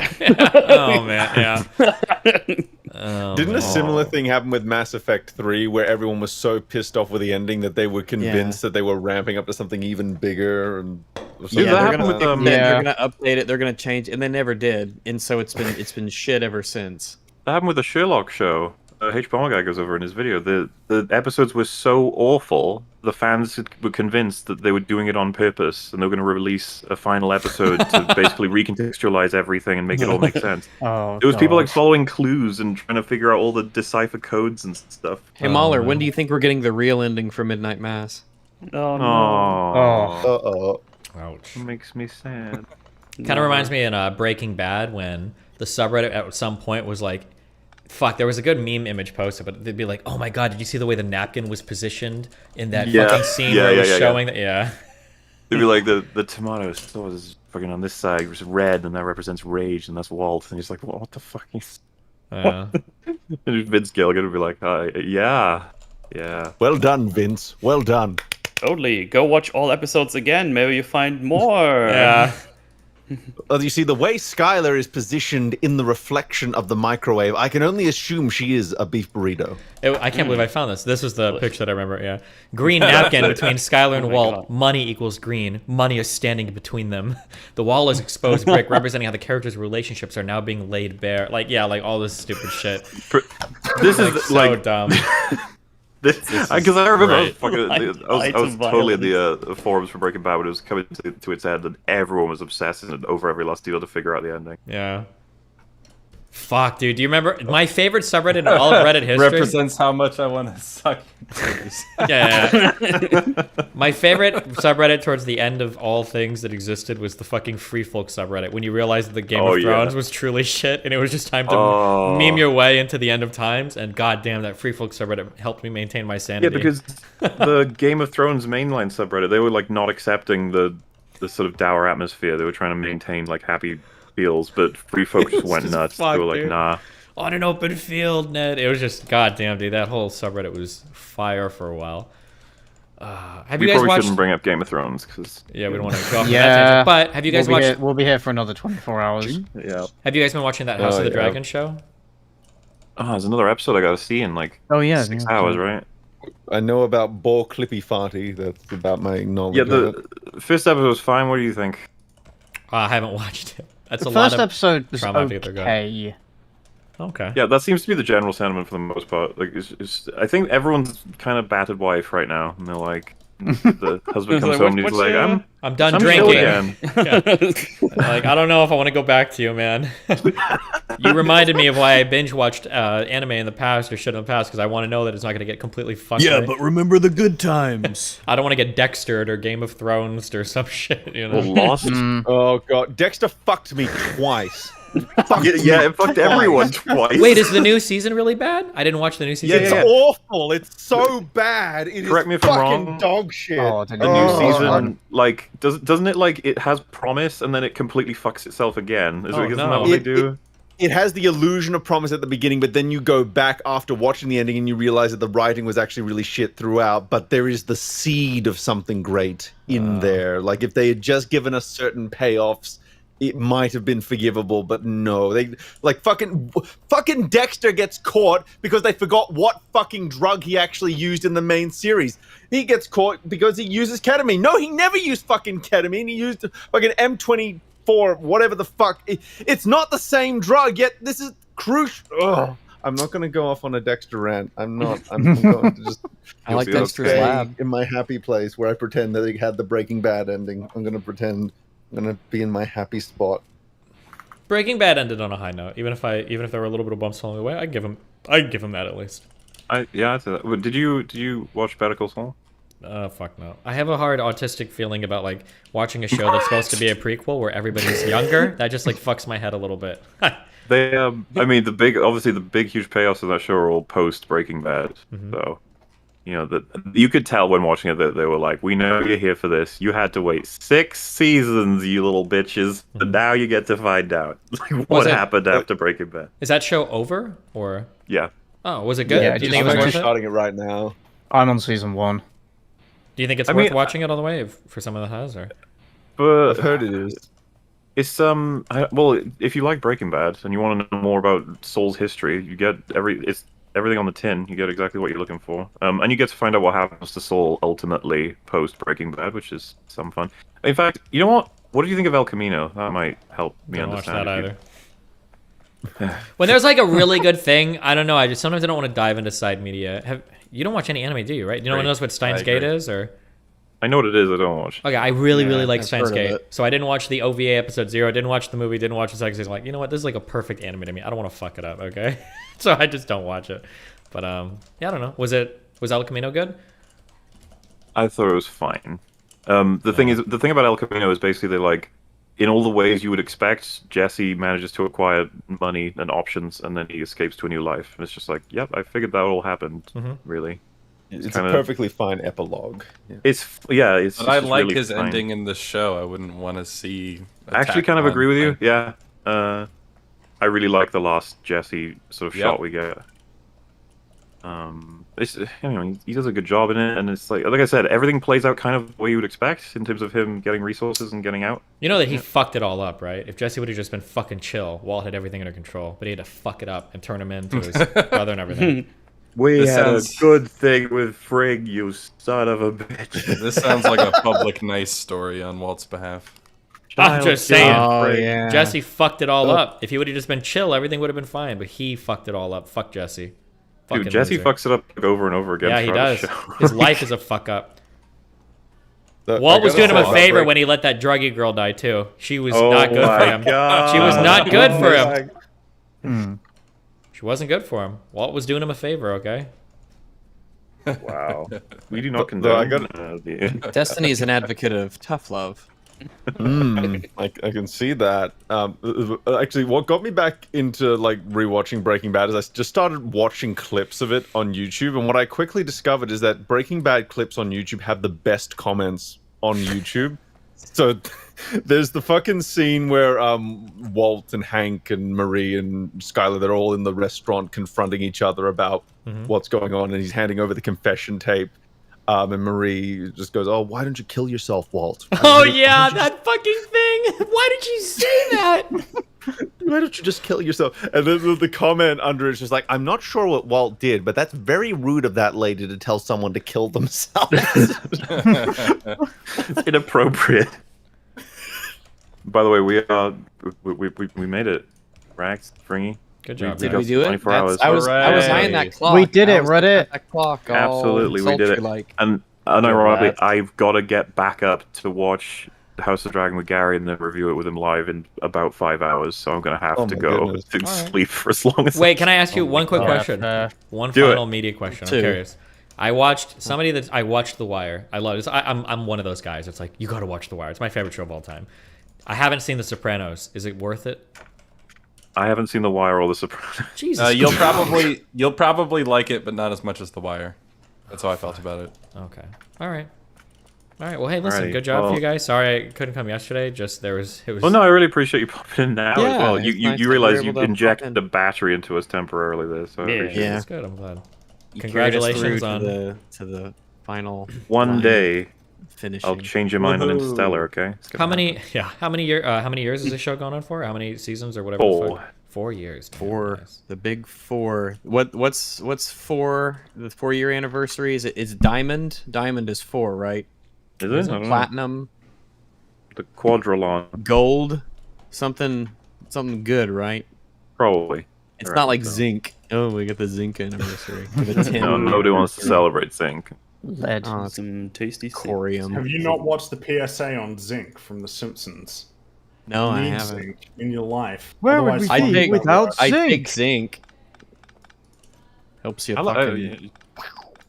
Oh, it was M99 that Dexter used. They fucking fucked it up. Okay, M99. He used M99 and they fucking got him because he used ketamine in the show because he was working for a vet, but he never used He never used ketamine in the main show because he didn't work for a vet in the main show. I'm stopping now. I'm stopping. You said you were stopping before and then you did it again. I did. Then someone pointed it out. Yeah. You lied to us twice, like Dexter. Likely story. Yeah, you lied just like that. So you fucked. Yeah. You know, it's fucking poetic. It's fucking poetic. Rhymes. You lied just like a rock star does. Oh shit! Yeah. A rock star who drinks, swears, lies, and is a hypocrite. Dude, that the video. I'm gonna need to re-inspect that channel. That was something else. That was weird. He's a wizard with the English language. Don't forget the channel he forgot his password for. Okay, so I'm gonna do our headcanon. outro now. And wait, fuck. What should we say? Because this is the end of the episode. Thanks everybody for watching. We can give people a very tired thank you for. Yeah, we super appreciate it. Like I said, we'll collect up all the messages, super chats. We're gonna read them all on the I imagine the next stream. Yep. Fucking thank you to all the memers for making those incredible videos and all the fan stuff. Super appreciate it. I'm keeping us company this whole time. Hopefully you had fun. Hopefully you enjoyed it. I'll get these up gradually. I guess should be like one tomorrow and every other day. I think for the full 24 hours. That'll be on Moolah. Oh, and of course, links are still in description for me and Fringy's plushies. Grab them while they're hot. 10% off if you grab them both at the same time. It's been great. Is there anything folks want to say before I'm just going to start that outro? No, go ahead. It's been fun. No, go ahead. As always. Yeah. Alrighty, folks. Thank you so much. Yeah. We shall see you for the next thing that we do, whatever it may be. See you in a year. Okay. Goodbye, everybody. Goodbye. Bye. See ya. Bye. Okay, we did it. Nice job. Let me use a rest real quick. 1 second.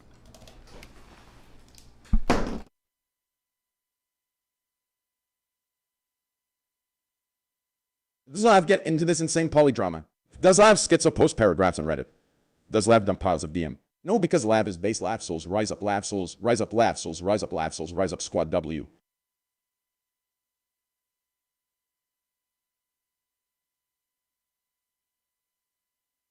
Have you ever visited the UK? If so, how did you find it / if not, what's your opinion on it?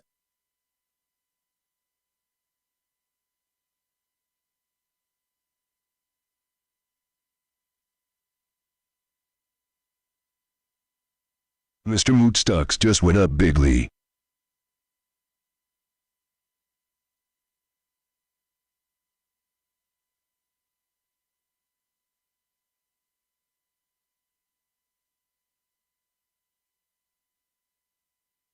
Man, that Darius drama sure was stressful. How about a trip to the Rift to calm the nerves? I know you can hear it.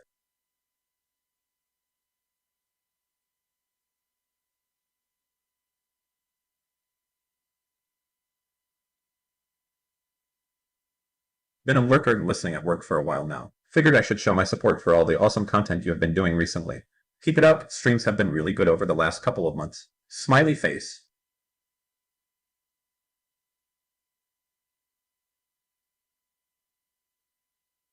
Obama. Wow.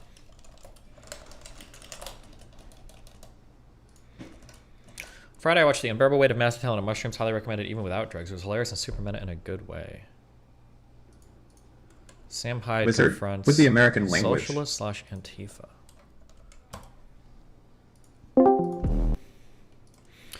Hey, what's up? Hey man, how you doing? I'm doing great. How you doing? I'm doing okay, man. You know, just doing the On your SW, Prequel's take. I appreciated this channel's videos. Wait, fuck, hold on, I'm saying. Each isn't that long and would be interesting to hear your take on it. You wins. Peace. I'll think about it, okay? Okay, sorry. I had it done. I paused it now. Okay. Try to say this one more time. Go ahead. Restart.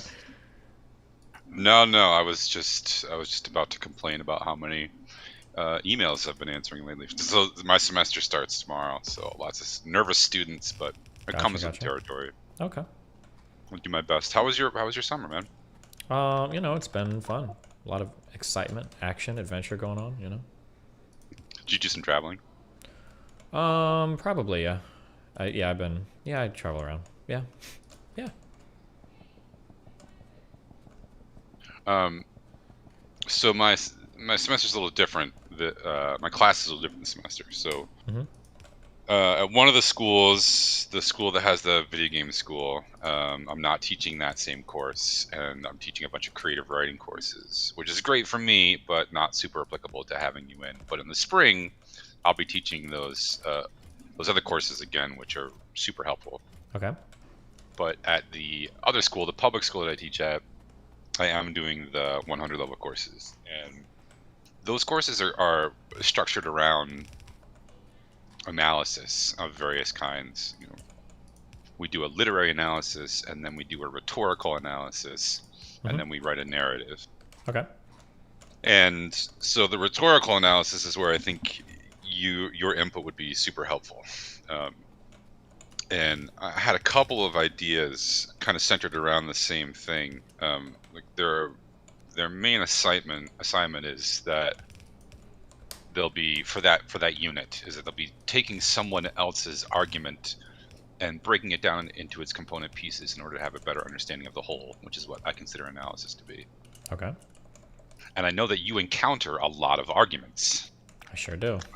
Yeah, and one of the things I think you do well is that you seem to have a really good grasp at breaking things down into those component pieces. You know, I'm not necessarily going to talk to them about axioms or, the sort of minutia of what those pieces are, but rather about sort of claims and support for those claims. Sure. And so one of the thoughts I had was that maybe you could talk to them about your process if you're preparing for something, and that certain arguments have already been made, right? How you sort of approach analyzing those arguments. Does that make sense? Yeah, I think so. Yeah. Yeah, I've seen you do this a couple times. Listen, I have a confession to make. I have not watched any of your stream all summer, and I feel really bad about it. I apologize. It's okay. You probably haven't missed much. Well, no, actually, you have missed a lot. Actually, you should feel bad. Yeah. So one of the things I'm gonna do this coming week is go back and look at some of your best hits from the summer. If you have any recommendations, I will be looking for them.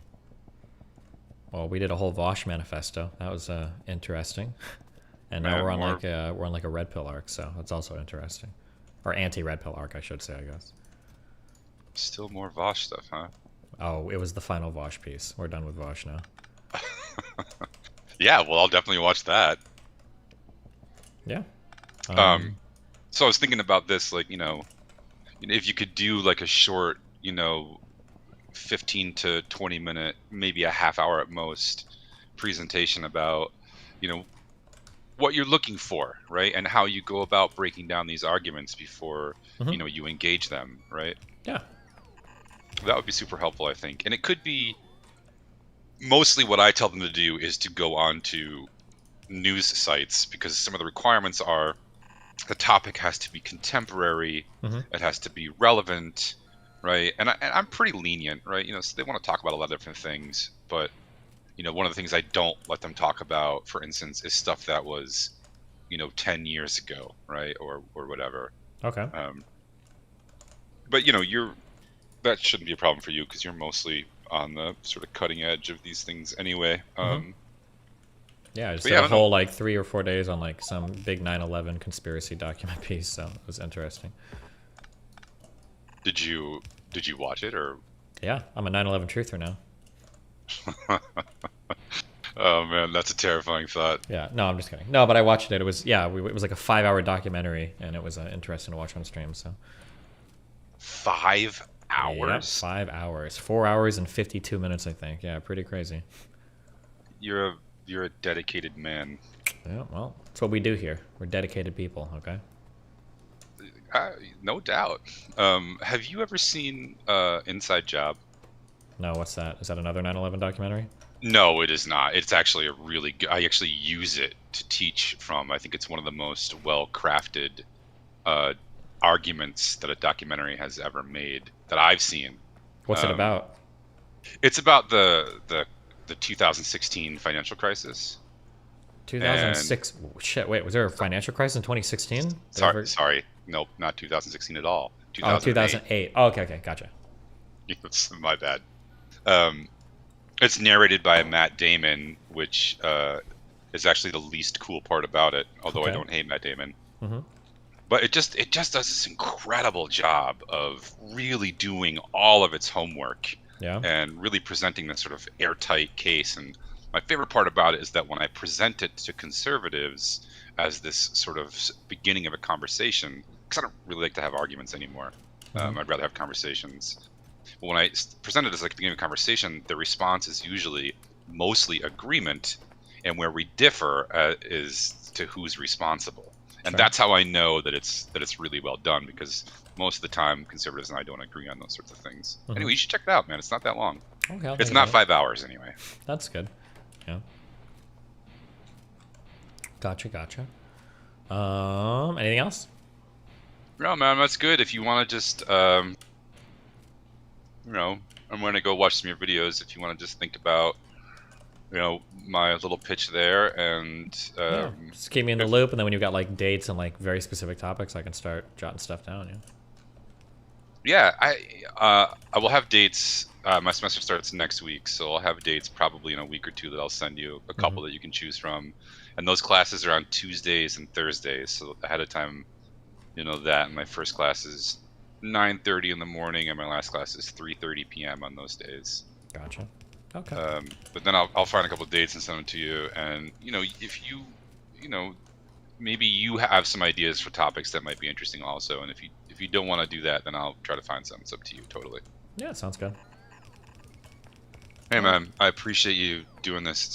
It's been helpful the past couple of years. I mean, I sent you that feedback, but even if it only reached a dozen students, that's I think it reached way more than that. But I got a feedback from a dozen, so that's a good start, I think. Yeah, cool. It's awesome. I appreciate it. Likewise. All right. Well, hey, have a good one, man. Keep me in touch, or keep in touch. I will. With me. Yeah. Likewise. Thanks, man. Loser. Fucking teachers. Do you always ignore people's donations, or only if it's from poor people? Well, sometimes I have them pause when I'm talking to other people. It just depends on what's going on.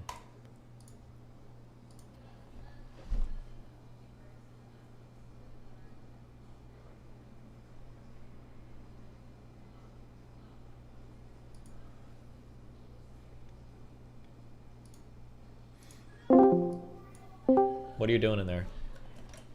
Hey, how's it going? It's going great, but I see you hanging out. Oh, I was just chilling. I didn't know if you guys were still doing like call-ins with viewers. I'm always checking that tier 4 room out. All right, nice. I have a question from something that was like a couple months ago, back when you were doing the Roe v. Wade shit. Okay. So I remember you making an argument that was basically pertaining to like children conceived of rape, that if you believed that it was a life at that point, that you wouldn't be able to abort that child. For sure. I came to that conclusion because if there's no consent with the sex, they wouldn't have implied consent to the child, right? True, but then the child is the one getting punished for somebody else's mistake, right? Okay, let me like sort of like a hypothetical maybe. Like, let's imagine like a person with mental illness or something was like injecting you with random hormones, and they were forcefully doing it upon you. Don't you think that if your only option was to kill that person, you'd have the right to kill them? Yes. So wouldn't you be allowed to kill the child then? Because they're essentially an innocent life, but they're injecting you with essentially hormones. True. Can we think of one key difference though?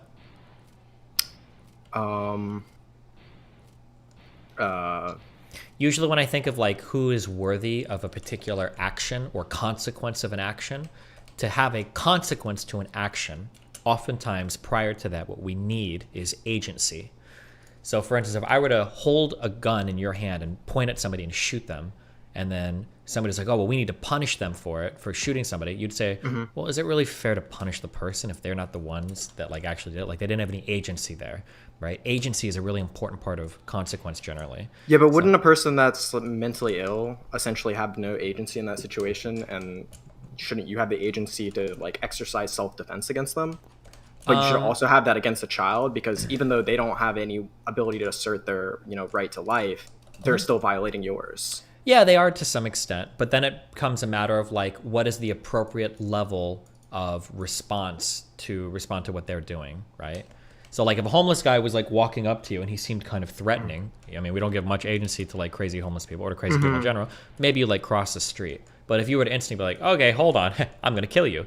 Probably not like that's a pretty big escalation. I agree that it would be a big escalation, but in that case, you have a lot of other options that you could fall back to. But in the case of like a pregnancy, you essentially have to deal with it for like 9 months. So if the only option would be to kill that person or child in this case, wouldn't that be an acceptable, like it should be legal? So that's where we have to draw lines. And I don't think people would be comfortable with that. Is saying that like, well, hold on, this baby is to some extent violating my autonomy, which is true in a way that I didn't consent to, which can also be true. But like, is the violation so severe that a person ought to be killed because of that violation? I don't know if it rises to that level unless the mother's life is in danger. Okay, I think I understand now what you mean by that. All right, I do have one other thing, kind of pertains to something recently with Fresh and Fit.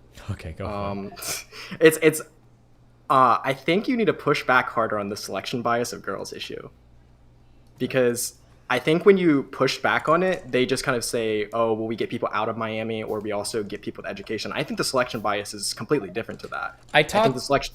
Yeah, I think I spoke a little bit on the show about this, but it's like, yeah, because obviously they're getting. It's social media clout farmers, essentially. Like yeah, or the worst thing they'll say is, well, actually, we don't get Miami girls, we get international girls. And it's like, well, no, you don't. You get international girls that want to travel to Miami. That's a lot different, right? Yeah. Like they kind of like portray them as like your average girls almost. Yeah. But it's like they like average girls don't have thousands of followers on Instagram that are constantly being fed this amount of attention. Like most girls probably a couple hundred followers, even if it's more than men. Like there's definitely some level of selection bias that's informing their beliefs.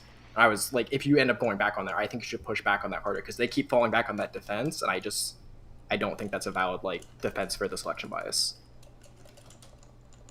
Yeah, I mean, I agree, 100%. Yeah, but that's the onus is on me then to bring girls that aren't like that. Yeah, I agree. Are you still planning on going back? I don't know if they're like gonna let you, because I know they found out you were banned from Twitch like as the show was like happening. Well, I told them beforehand. I think I have an episode that I'm going on with Erudite and Melina on the 2nd. I think that's what we got scheduled for. So. Yeah, that was some good content. So I can't wait to see it again. All right. Thanks for answering the questions. Yep. Have fun. You too. Bye. It's going to be hard, though. Erudite and Melina stocks are down right now. Pretty hardcore. Destiny stocks are stolen, so... Uh-oh. Do you always ignore people's donations, or only if it's from poor people? Already answered.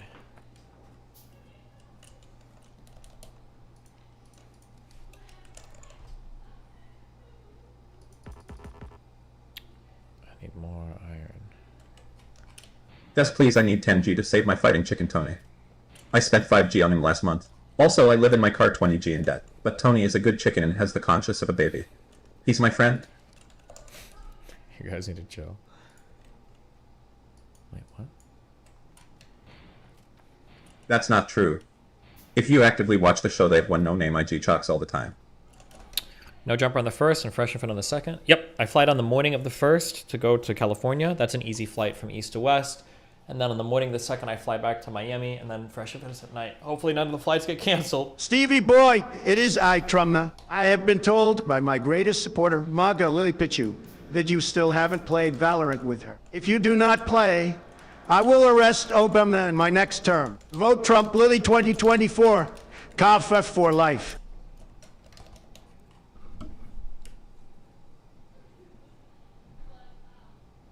D-Man pulling girls to dunk on Fresh and Feet? Are you okay, buddy? Do I keep growing? Wait, I thought you said you got your beard to the same length as mine, and now you want to know how to manage it. Wait, am I having dysmorphia, or is my Is our facial hair the same length? Am I crazy? Is it?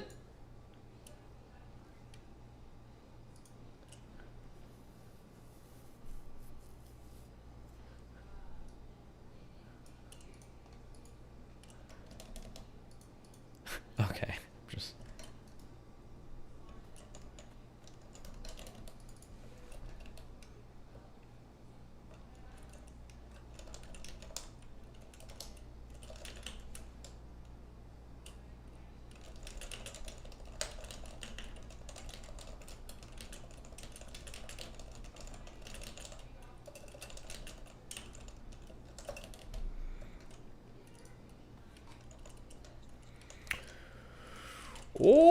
Oh, Cordially, yes.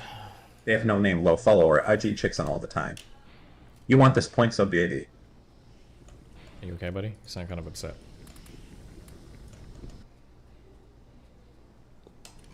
Do you actually do things to manage your beard? Fuck no. I'll probably, before I leave on the 31st or the 1st, I'll probably trim it. But... wins bigly no matter the contest. Love you, stuff main.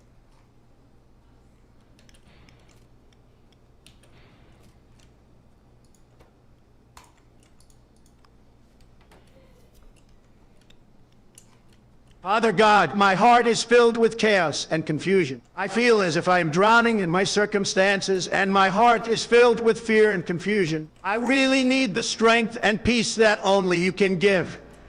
Amen. I say to you, amen, amen, amen. True.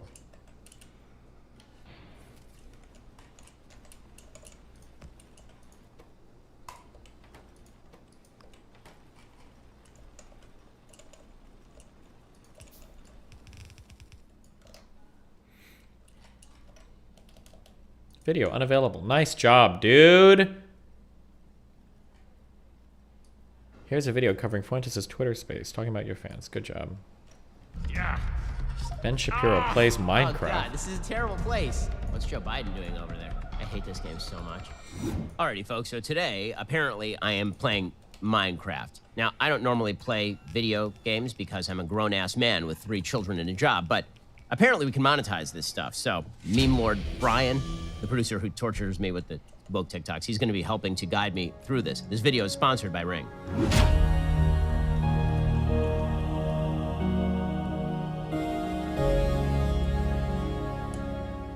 Here we go. We're going to hit single player. I can name the new world. We're going to, okay, what should we call the new world? Make Minecraft. Hero stand. Oh, never mind. That was going to be dumb fucking. I feel like God during the first 6 days, except with incredibly crappy pixelation. By the power of Ra. Okay, we are in this amazing new world. Not as good as God, guys. Just okay. This pixelation is like very reminiscent to when I was a kid, and I actually did play like Quake. So nothing has changed apparently in pixelation between 1996 and 2022. That's where we are. Okay, so I'm walking around. I'm seeing going down some steps, and okay, what do I see? I see steps. I see trees. I see flowers of some sort. I see more steps. It's a ziggurat. There'll be a human sacrifice up here later. So your first objective is to get wood to make tools with. To get wood, you're gonna have to walk up to one of those trees and you're gonna hold down left click to start punching it. I'm gonna punch a tree down. This game is not realistic. I cannot punch a tree. Wow, karate master. You can hit the E key on your keyboard. Okay. That opens up your crafting menu. Wow. I don't look so good here, guys. I'm going to take my oak log. The last time that I held like a block of wood, I was standing outside of Home Depot. That turned into a meme too, so I have a feeling that this will be a thing. Click that and carry it over to those 4 squares up there. And click in. And then you're gonna wanna click those 4 oak planks. Click and drag so that each one of those planks fills all 4 of those squares. And now you can make a crafting table. This is riveting. I could spend fully seconds doing this, remain interested. I'm gonna put it right over. I'm not there. You know, it has to be a great spot, like the best spot, right here. Done. Next to the flowers, with the scenic view. That is beautiful. It's getting backseated so hard, guys. What the fuck? 3x3 square instead of a 2x2 square. Wow. That's... Holy shit. Wow. How do people do this shit for hours on end? I don't understand. I don't understand you people. Can I punch this part of the wood? Yep, anything that looks like wood you can punch. Actually, anything you can punch, but the wood's the important part right now. Can I punch the people who make me do this video? Cool, now let's go over back to your crafting table. That is not... I don't know what just happened. Back to this magical crafting table. Get planks. Okay. Let's right-click 2 of those inside the crafting square, one on top of the other. The middle square and the square underneath it, let's put a stick in each one of those. I'm sorry. You should be. This is... Take the planks and put one of those in each of the top 3 squares. Do you think Shapiro's been radicalized by his audience? I think he's been pretty consistently whatever he is. That lets you mine rock. How do sticks and blocks of wood make a pickaxe? It's a secret process that's patented, I believe. Okay. So now your next objective is the sun is going down, monsters will soon be coming, so you're going to want to make a shelter. How do I jump? Spacebar. Thank you. Whee. Your Factorio base is awful. Google city blocks. Fuck you. Your latent autism will appreciate it. Jennifer Shrimpfo. Okay. Now you have stone, which you can use to make better items. Ooh. But the sun is almost down, so I think your bigger objective might be to seek shelter. This world sucks. And let's block yourself in with the dirt. Alright, you know what? This is, believe it or not, actually getting a little boring. So why don't we get rid of that block and go venture out into the world a little bit? I feel like this is gonna go poorly. I've been told there are monsters out here, so... Yeah, but now you have a weapon, so you can make just hit them, or short I'm gonna work. practice my... Whack them a little bit. We're gonna practice our kung fu here.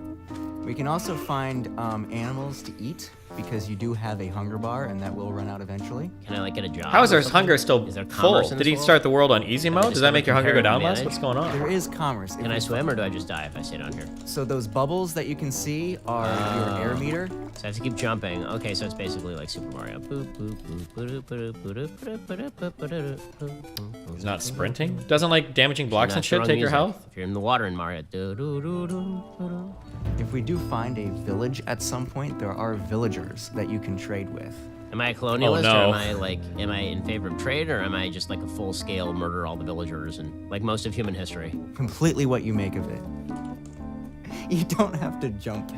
Can I keep jumping? I was enjoying that. Like, do I get points for exercise? Do you become like in better shape? Jumping actually drains your hunger faster. Oh, really? Yeah. That's not so that's bad. Look to your left a little bit. You see that green thing? Yeah. That is a creeper. They will blow you up if they get too close. What's Joe Biden doing over there? Why is he sniffing that other small creeper's hair? Why don't you go over and say hello? Urshel wants to debate you. I feel like you're just playing. She's the with me rational now. female. One of Rolo's apprentices. She made multiple videos about you. If any of these people want... Hold on, you're bait. Christopher Harris, you bait so hard. If anybody wants to debate me, all they have to do is DM me on Twitter or something. It's not that hard. Has this person ever reached out to me or tweeted at me? They're not even in my YouTube chat.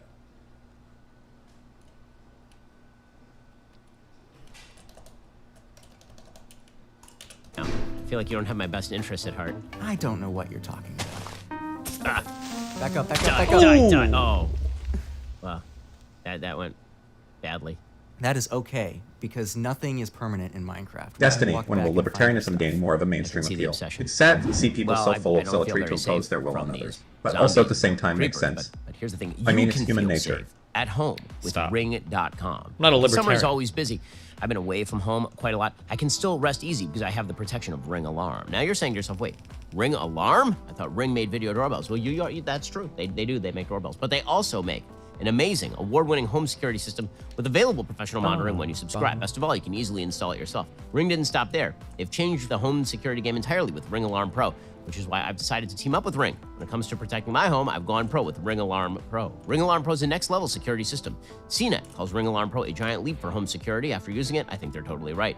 Ring combined a home security system and a Wi-Fi router. So this thing helps protect your home and secure your network. So this summer, whether I'm across the country or across town, I know everything at home is protected and connected and that it will stay that way. With the Ring Protect Pro subscription, which is an amazing deal, by the way, I get professional monitoring for the ultimate peace of mind. If anything happens, professional monitoring will call me and can request emergency services, which means a worry-free vacation. So when you go out of the house, I mean, I wish I could leave the house right now. When I go out of the house later, I don't worry about my house. You won't either when you use Ring Alarm Pro. To learn more, go to ring.com/Ben Shapiro. Again, that's ring.com/Ben Shapiro to get started. How's there 10 more minutes left in this video? Come back here. Up. Okay, you live. That's good. Yeah, I mean, beats the alternative. Just gonna look at the moon. Has Minecraft man ever made it there? Was the Minecraft moon landing real? Oh, I have a neck ache. This is a terrible game. All right, Ben, we're gonna have Ryan. Kate, what kind of a man are you if you don't play video games? What has he been doing with his whole life? What does he do with all of his free time? Well, folks, as you know, I was a gamer. Jesus Christ!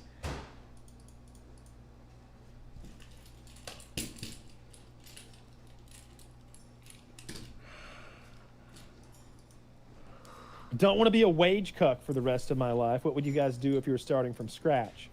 I always like that one where you start off with like I hate the idea of the plan involving a decade of education. And Okay. before we start tipping the debt to income scale back the other way in any meaningful way. And I just really like the idea of going to that trade school and getting a degree in 2 years to get on HVAC or to become like one of those really high paid skills that you could then, you know, lean into your own entrepreneurial endeavor. Like if you're going to be a welder, let's be a welding company once we get our, if you're going to be an HVAC guy, let's be an HVAC company. I don't want to always be a wage. Before we go as too you deep, put it. this was a Patreon question. I forget the level. It might be $10. $10. We can ask the question, and we might use it in the show. And it was, don't want to be a wage cuck for my whole life. What would you guys do if you were starting from scratch? Which Kyle read. Yeah, I had the same thing. Plumber, HVAC. electrician, HVAC. The only like thing is, when it doesn't quite qualify as what you said because there's still 10 years. It's just not all in school, accumulating debt. You know, you have okay, to but it's a whole different apprentice. scenario, right? Like you can start off making $50,000-$60,000 a year, like way more than the average person, and then the second year it's just going to be more. Do you, if you start as a plumber, starting wage as plumber, are you really starting at $50,000-$60,000 a year?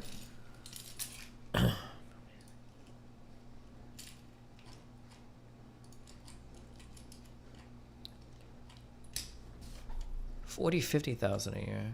Huh?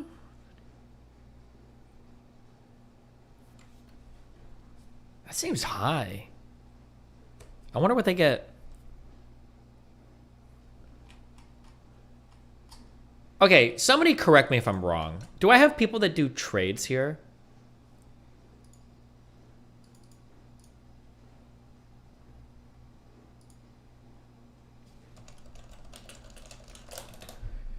Is most trade... I can't wait. Torshout is gonna OW and you lol. The only experience I have for this is like carpet cleaning, so that's what I'm extrapolating from. So I don't actually know. Yeah, feel free to correct me if I'm wrong. Or don't correct me. I don't even know what the answer is. But like, discovered your channel lately.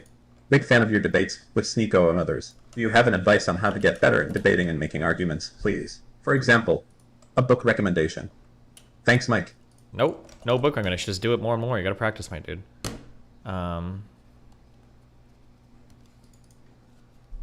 If you're working on like a trade, it feels like a lot of your work is very irregular. Or do you actually have so, like... yeah, if you're struggling and don't have 20 pounds seems you don't have a voice. I'm so sorry, Shrubler. Yep, true. Do you really get 9 to 5 jobs if you're working as like a plumber or an electrician or a carpenter? Like, is that possible? Or because it seems to me like your pay would always be relatively irregular. Like for carpet cleaning, you would go, or for me, I would go in and then I'd have like a job at 9, maybe a job at 1, maybe a job at 5.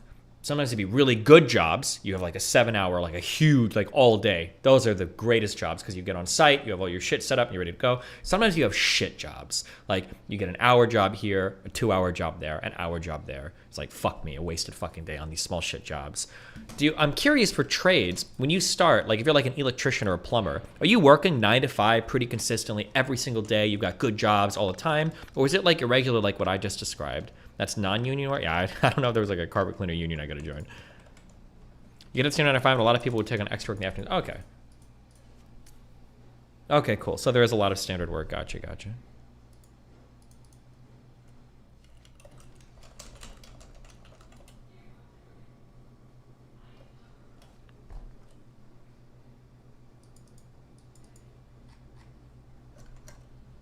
Then lots of plumbers can work like in industrial fields working 8 hours a day. Gotcha, gotcha.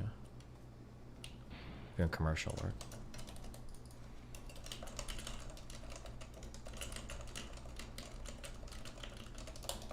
Would you know if it would be difficult to immigrate to the US for work with a bachelor's in electrical engineering?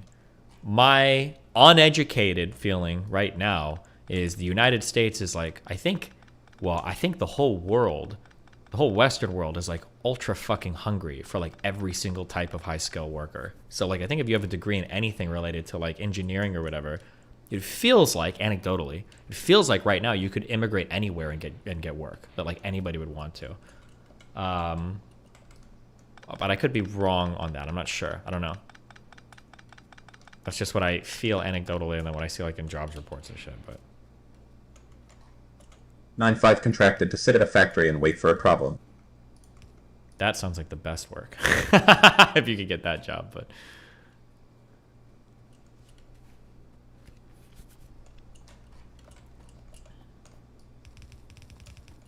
the problem isn't the demand or whatever. It's immigration policy. It's not meeting the demand. People just aren't getting in. Oh. Many times the pay of trade week is grossly exaggerating. Some people make a ton of money, but there's always a reason. You won't just walk on some site at some company and get paid $70 an hour just to do standard work. It's got to be hazard pay or overtime or something. Sure, that's what I'm wondering. Because we're talking like, if you go into the trades as a plumber, you're making like $50,000 a year. Like if you're making $50,000 a year,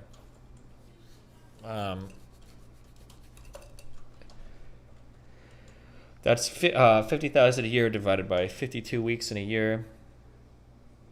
You're making $960 a week, divided by 40 hours a week. So you're earning, are you really getting, as an entry-level trade, are you really making like $24, $25 an hour? That's if you're making $50,000 a year. Maybe you do as a trade, I don't know. But is that like the pay you can expect? Like for a 9 to 5, you get like $24, $25 an hour?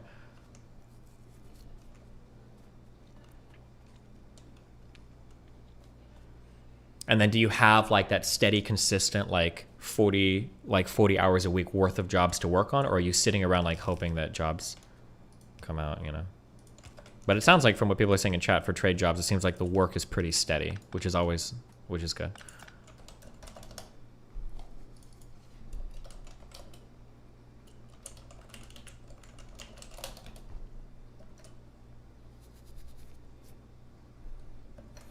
Private market is shit for trade people, by the way. They don't have money or time and are unprofessional at regular short jobs that don't pay. Gotcha.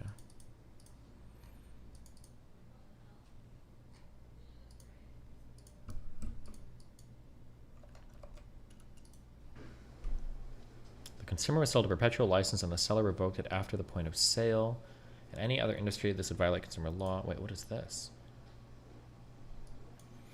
I'm now officially never buying a Vegas editing software again. The developers have removed Vegas Pro Edit 15 for purchase on Steam and are now revoking licenses for the software. I'm now at $150 and no longer have editing software. Wait, really? You could buy Vegas on Stream? Or on Steam?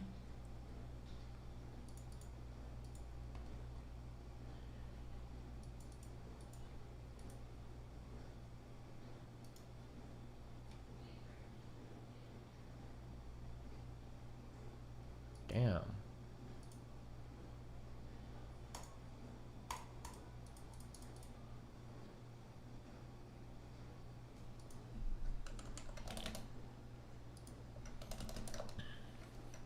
Did you see Kevil's director audience harass Josh Minsman? Everybody that I'm talking to tells me that I'm not allowed to talk about this or do anything about this, and even my own audience is so as fuck about it, so I don't want to touch it too much, but just, like, Kevil's is actually, like, an internet fucking terrorist.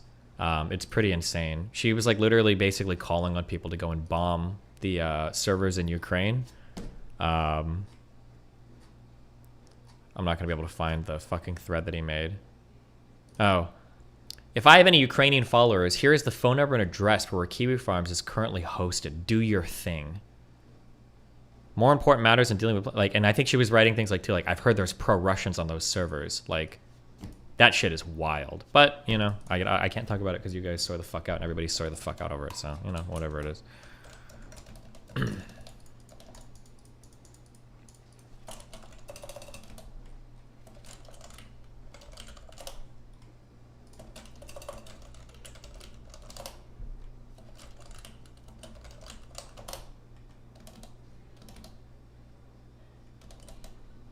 Apparently YouTube channel is suing Google because they were defending RT in court over copyright strikes. Oh, maybe. I saw, was that the business whatever thing?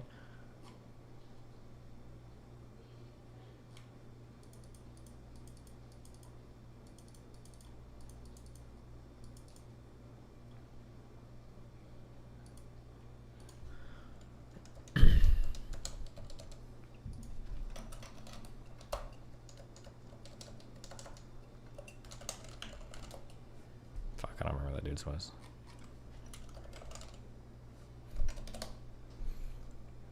Girl who got banned for F slur on stream sent me her Twitch email. Can someone translate this? Oh, for fucking on stream.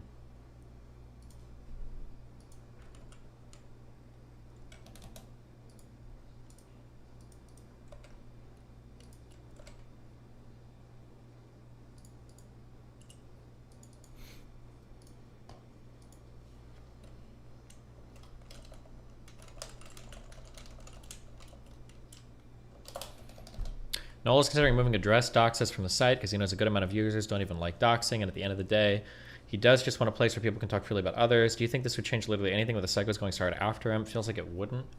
Maybe. I mean, Kiwi Farms is a fucking degenerate as fuck site. I mean, that is true.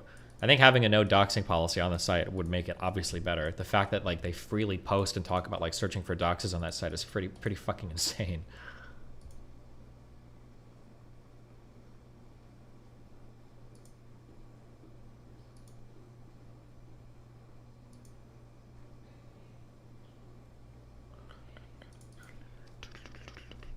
What am I looking for? Oh.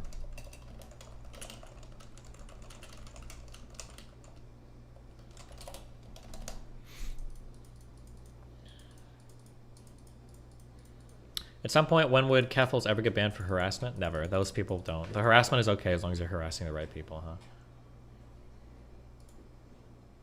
huh? Hold on. Let me go warm up some food real quick. One sec. Give me like 20 seconds. Is doxing illegal yet? It's hard. Just imagine what that would look like. It's hard to make doxing illegal. It's kind of a weird thing to think about, right? Sec.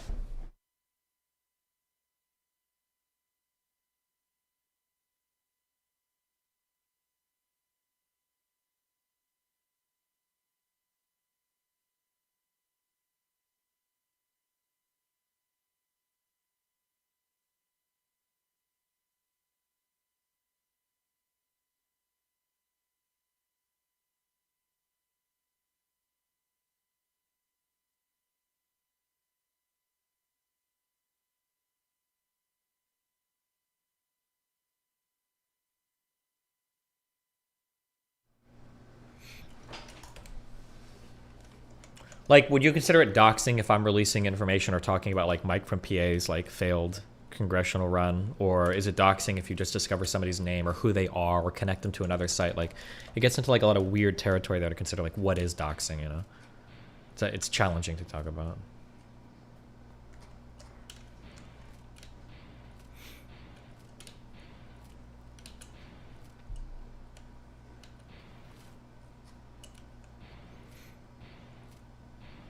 I think there's a difference between like someone's name and somebody's personal home address. Why would you ever need to tell? Well, but like that's the thing. So somebody might say that doxing somebody's name is the same as doxing their personal address. Because say you dox somebody's name and now everybody can find your personal address, right? Like, well, was there any difference in just doxing their address? That's kind of like the challenge, you know?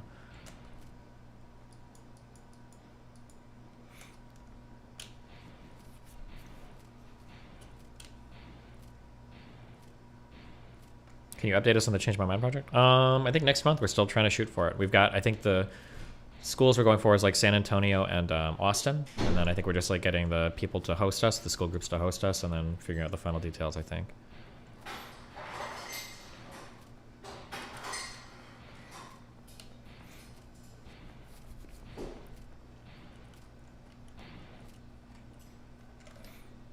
Oh, every year, and the more you want work, the more you get, right? If you're working for some other company, like you could, I don't know, I like that a lot, especially with the HVAC thing. I just always think that like when someone comes to me and I'm hot and sweaty and like it's like, yep, that'll be $1,000. I'm like, do you take cards, or would you just like to take it out of my? This guy gives an argument on why he doesn't like the Either Finnish Prime Minister dancing interesting. Does he sound ridiculous?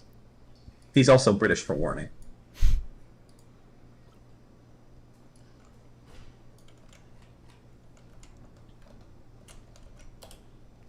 22 minutes. Oh, I tell you what I want, what I really, really want. So tell me what you want, what you really, really want. Oh, I tell you what I want, what you really, really want. So I tell you what I want, what I really, really want. Oh, I tell you what I want, what I really, really want. So tell me what you want, what you really, really want. I really, really, really, really, really, really, really, really, really, really, really want a zig a zig ah.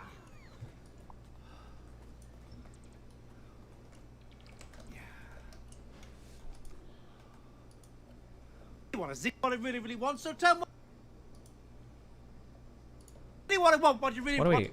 It's been a crisis. I have been thinking about Ukraine. I would like to talk past life history strategist. Okay, I'm sorry. He tried. Way. What's the fastest way to pay you? Yes, sir. It's like if the guy doesn't want to be a wage cook, I wonder what his charge. existing skills are. Right? Did you finish school already? Are you currently a computer programmer? And you just I'm starting him at high school. I'm starting him at 18. Like just gotten out of high school. Like start at nothing.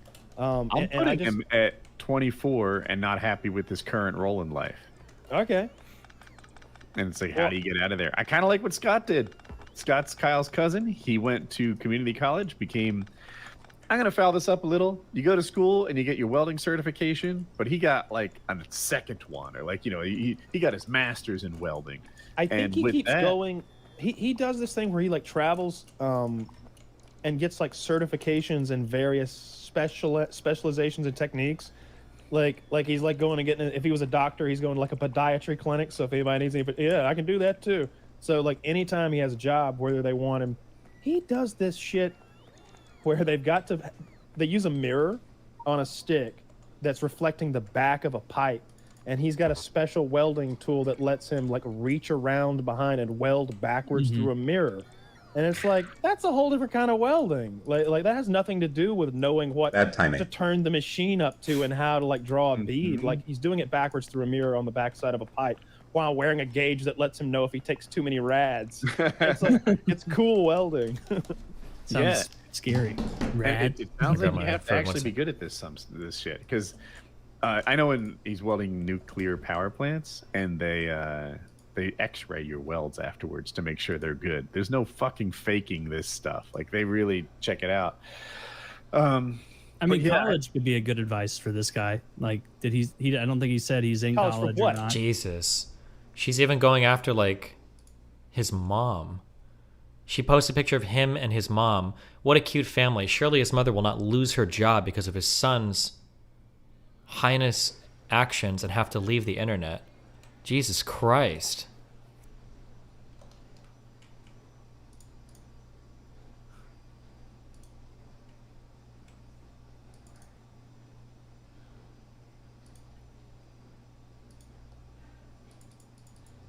Or heinous, not heinous. Sorry, heinous.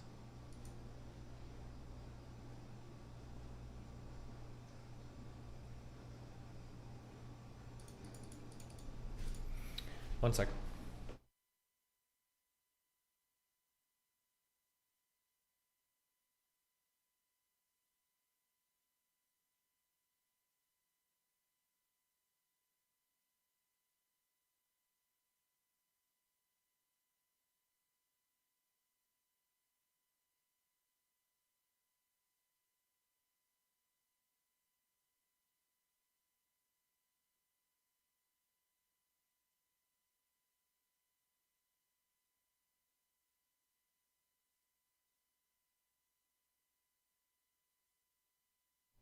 Okay, we're doing this when it's done.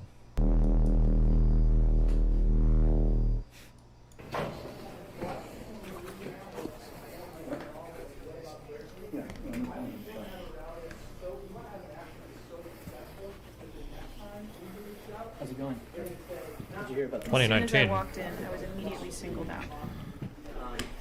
I'm sorry, you're not public? No, it's not on the white post on the Facebook or public. It's just for activists only. This is when the attacks on my body weight began. What's going on, guys? How's it going? Hey, how you doing? We're kind of at the moment.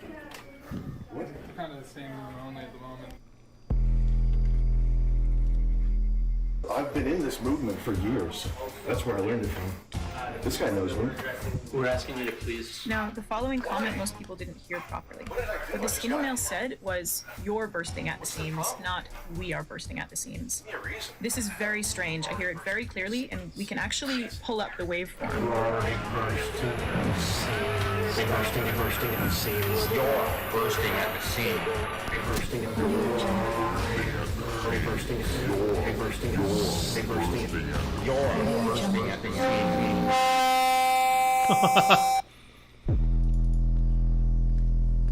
Let's just talk about close. Close these doors? Why? Close those ones first. No, that's...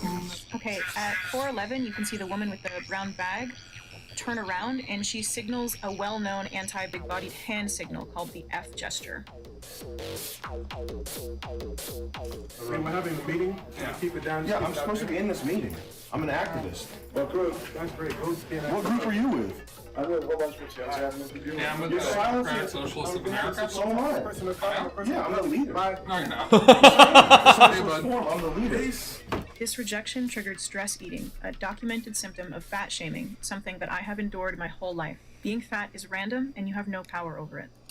What? Of course I'm a Muslim. We're all Muslim, brother. I spoke with the head organizer of the Boston chapter of the DSA.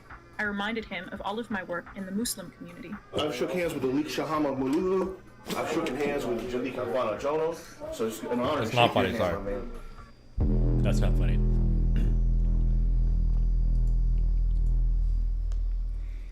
You know, the founders of this country were actually Muslim. You ever hear about that? That's not funny, People sorry. built the pyramids. Well, they went wrong because it was co-opted by the white man. You know what I'm saying? You can turn it up to 70 if you want. I wouldn't want to take credit for this country either. That's why if I could, I would leave. But we can't leave, can we? We have to stay here. You don't smoke weed? No. Well, that sets you apart from most of those people in there. That's the only reason they're here is because they smoked weed, they became fucking retarded, and they thought, oh, I'm gonna help the world today. I know what to do. That's how they got here.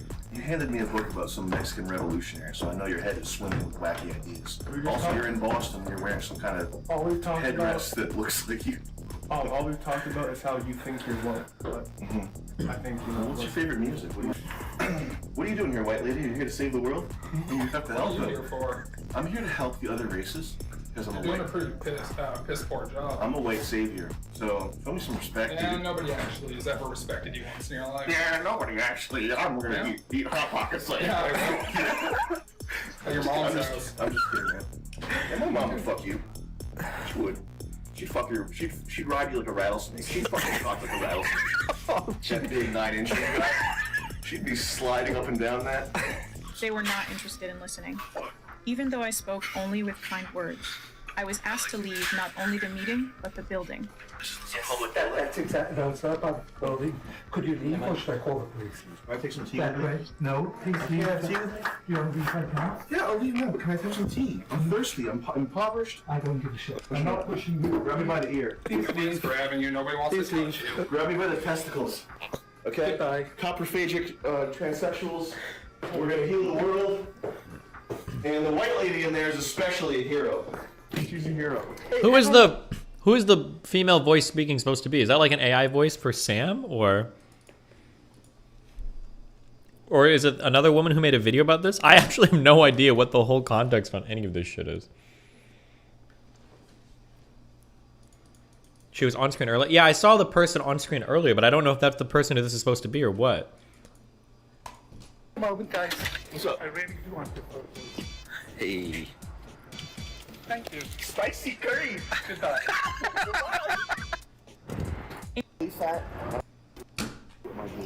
Okay, I gotcha.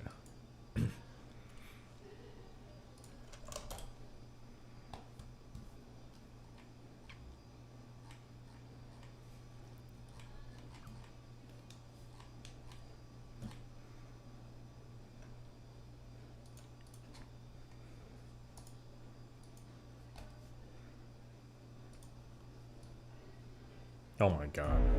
So I'll tell you what's going down. You know who I am. They told me you were VIP. Well connected to the government. Oh no.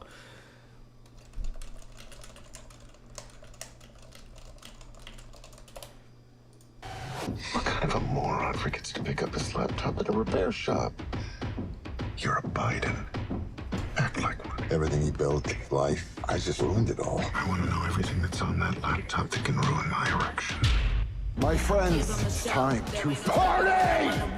Didn't you know I'm taking control? I'm making appearance and I gotta go. Cause I get them dancing with their hands up. Yeah, I walk in and they go bananas. I'm a bad, yeah.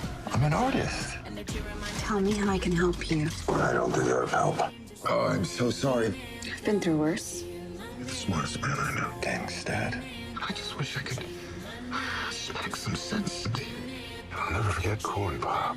He was a bad dude. Dad, we were talking about suffering. I can't seem to find anything but positive stuff on the Bidens. Who's the point man for the foreign policy in the Obama regime? Joe Biden. So it looks like you need $1 billion. So the obvious next question is, Where's Hunter? I can remember getting paid some money, but I can't remember what for. Well, my dad says we never discuss my businesses, period. Or my cut. what's happening in there? Joe's in on it. Party's over! You had everything, Hunter, and you threw it all away. You hope the laptop will take down everybody with you. Get out! China's not our enemy. They're not bad folks. I love my dad, and I just want to make him proud. I am the one who brings in all the deals. I am the one. Jesus Christ. Boy.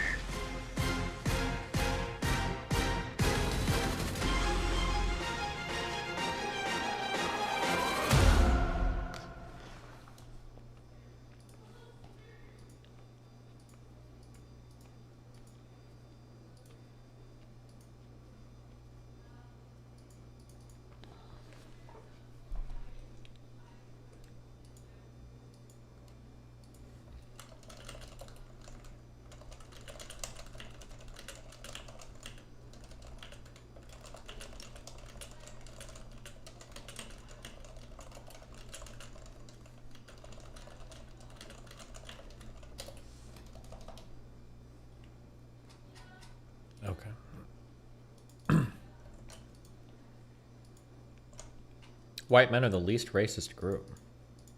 Is that true? Put your feet inside. Oh my god! Can I have my phone?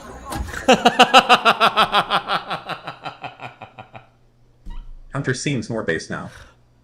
Put your feet inside. Oh my god! Can I have my phone? Alright. Oh my god.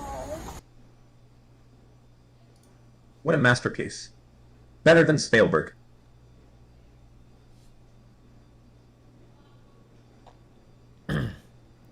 How much more likely to message a match of the same ethnicity? Based. White men. Desperate for fucking anything. This source is eHarmony, though. How old is this data? I'm curious. Is eHarmony something that's still used? Or...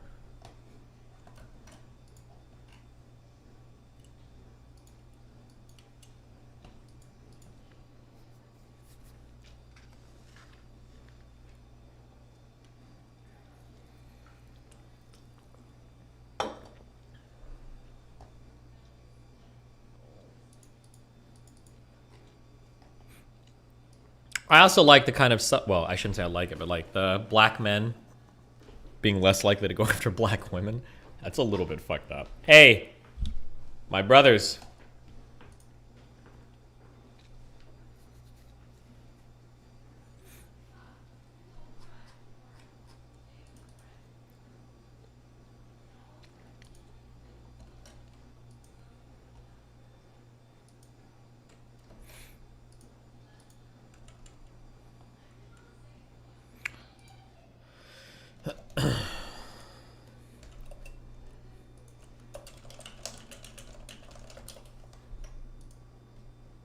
What do you think about the first comment in the set thread? Obviously, we're still colonizing. It's got to be a joke, but who knows?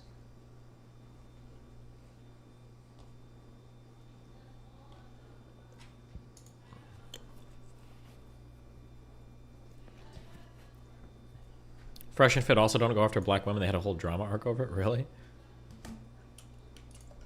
For time immemorial. Oh, Glink. A Glink video.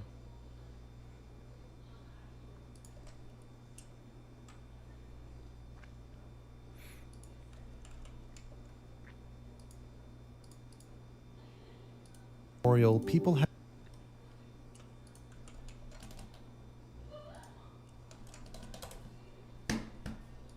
take a look at my proposal, okay? Because I think you'll find it persuasive. I don't want it. Just look at it, sir. Just look. What do you see?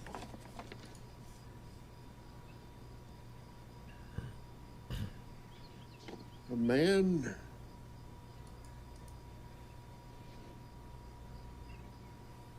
Fucking a horse. Take a look at my proposal.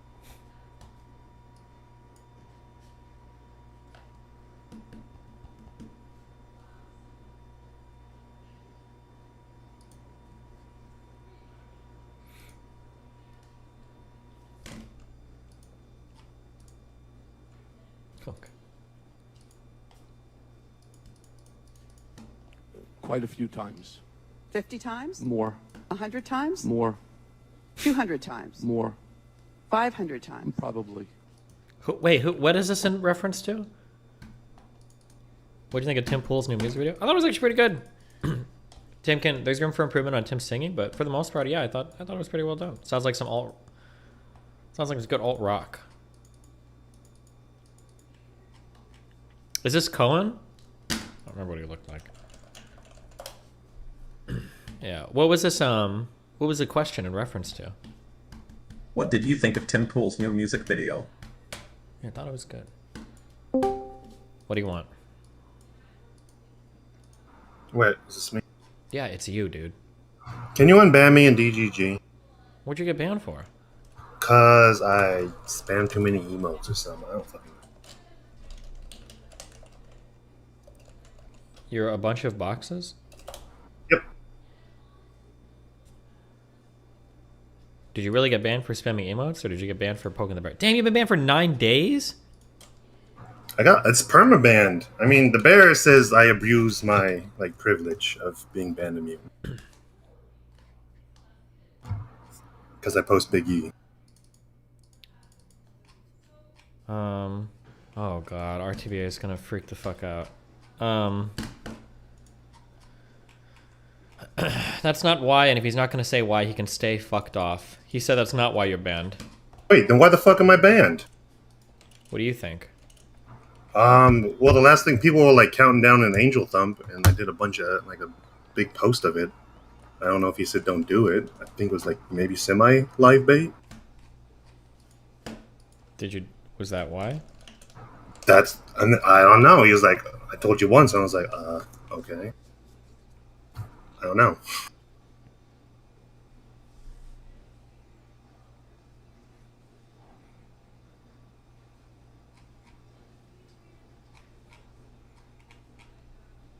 Read RTBA's last message. He had it. Wait. He did it over and over again. I literally said not to abuse protected 50 times. Did he tell you this 50 times? He told me once. And then I stopped doing it as much. And then I just did it every once in a while. All I do is post Big E and then a bunch of emotes.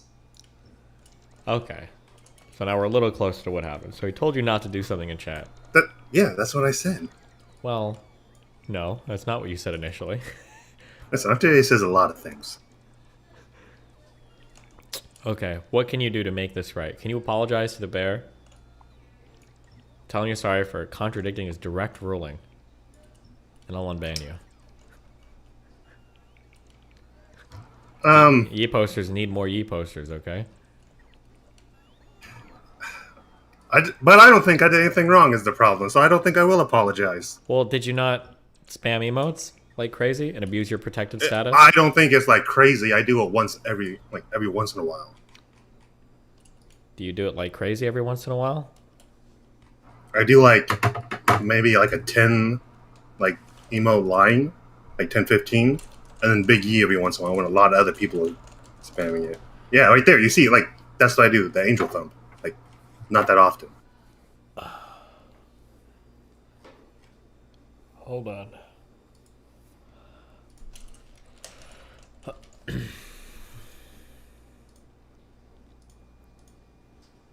We're investigating. Okay.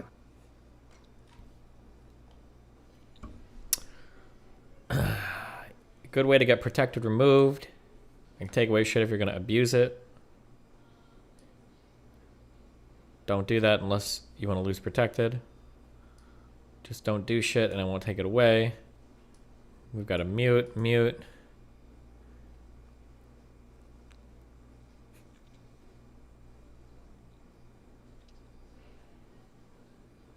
The fun meme, you're brain dead. I warned you enough times. I'm removing it.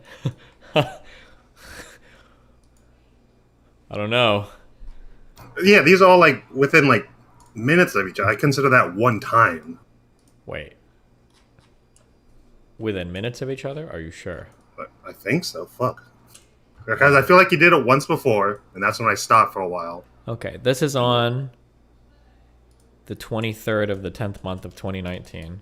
Wait, no, hold on. Okay, good way to get protected removed. This is on December 24th. I can take your shit away. This was on June 1st. Don't do that unless you want to lose protectors on July 27th.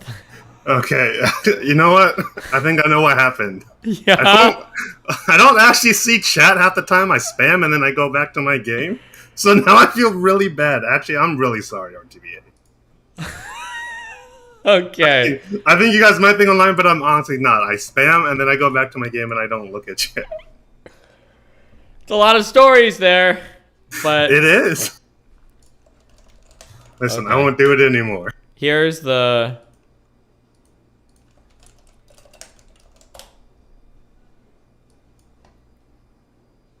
Here's the Destiny ruling, okay?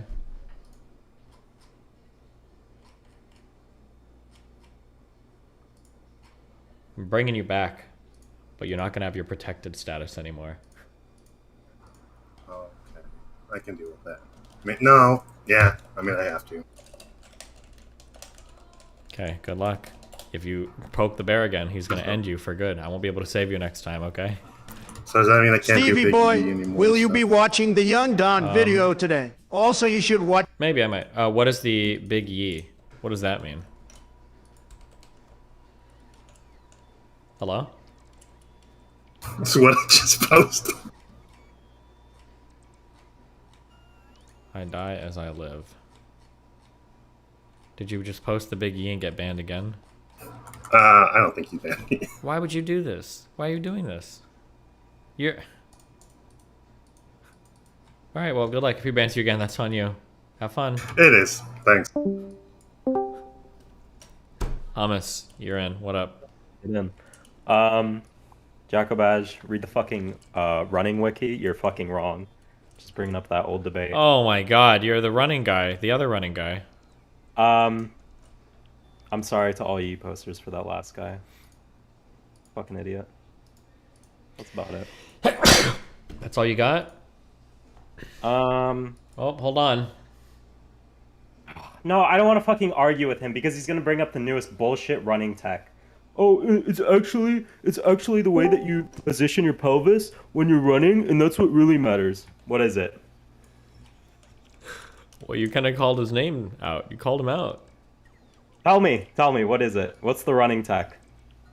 Jacob, you're in. So I might not be my best. Oh, Jacob asked to come in and now he's not talking. Uh-oh. Yep. Not looking good. I was just talking to a muted mic, my bad. Uh-huh. Okay, so once again, it's not about heel striking. Yeah. It's not about not overstriding. You said, never tell someone. Can I restate what you said? You Go said ahead. heel straight. You said that your foot strike doesn't matter. Is that correct? True.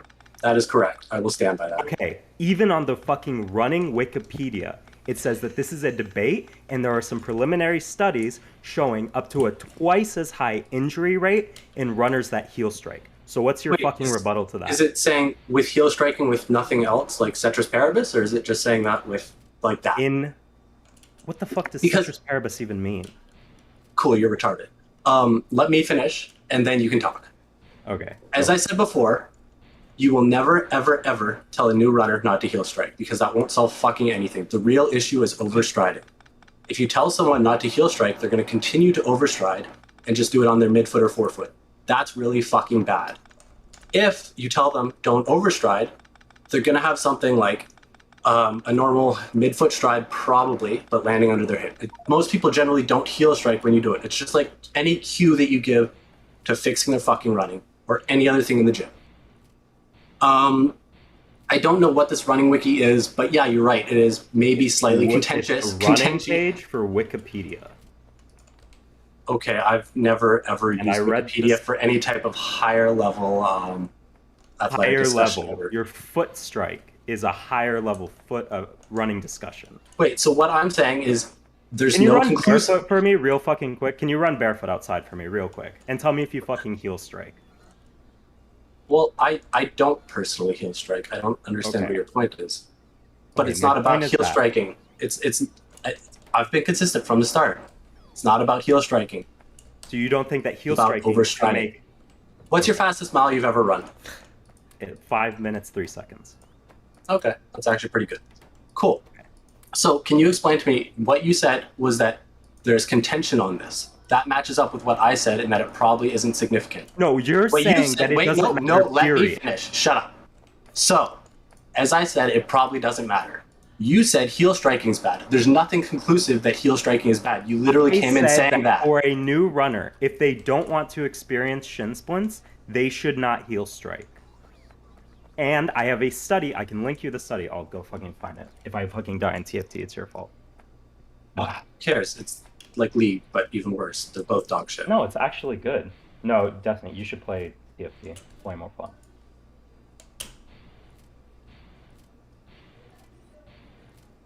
Post a study. I don't care about you reading it. Just post it in chat.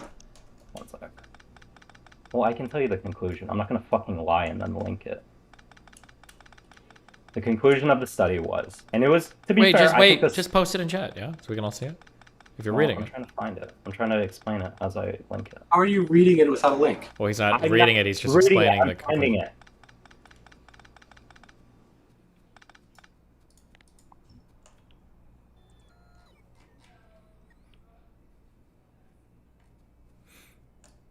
Yeah, my Leeson's doing really good.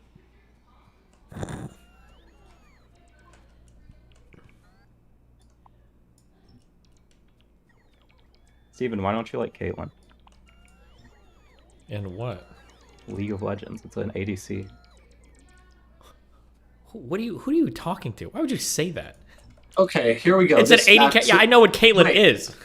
This study completely matches up with what I said because it says it does not test the causal bases for this general difference between heel striking and midfoot striking. As I said, if you aren't overstriding, you probably aren't going to heel strike. But you shouldn't be focusing on whether you're heel striking or not. You should be focusing on not overstriding because that will solve the core issue. This study was done in professional runners. It wasn't done in average Joe Schmoes. It wasn't professional runners. It was in competitive cross-country runners. Those are very different. Okay, I'm sorry. It wasn't in Joe Schmoes. It was in competitive cross-country runners who run hundreds of miles over months. Explain to me how anything I've said is wrong. I've explained why what I said matches up with this. Go for it. Explain it to me.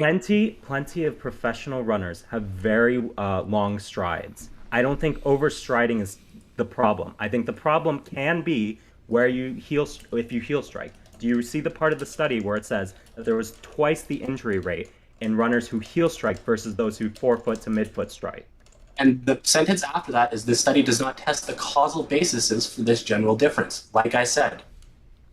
Okay, so you think it's just the study, they don't know yet that it's actually overstriding. Actually, all the runners who hit on their forefoot, they're actually understriding, and all the people who are heel striking, they're overstriding. That's it. Well, no, it's not only that, but yes, like they're saying that there isn't any causal basis. You linked me a single one-off study that literally is saying in the conclusion that we can't causally say fucking anything about what you just said. Whereas I can link you dozens of things that talk about overstriding and its injury risk. Link 1. Ooh, link 1. Can we make this a formal debate so I don't have to come in here and argue with him again? Well, you're the one that came in and fucking brought it up.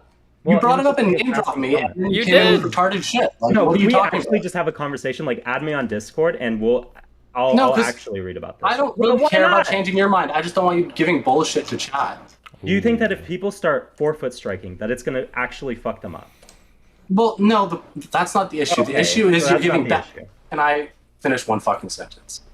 The issue is you're giving bad advice when you're giving a movement cue on someone to fix it. You don't worry about like some specific nuanced tiny thing like heel striking because that won't solve the issue. Can I fucking finish, you fucking retard? I am responding to you, and you're gonna let me. I didn't even finish my line of thought. Okay, I'm just gonna keep going. The issue is if you tell someone not to heel strike and they're overstriding, they're gonna keep overstriding. You actually break, and all the energy goes through your heel, up your shin, up into your knee, and it fucks you up.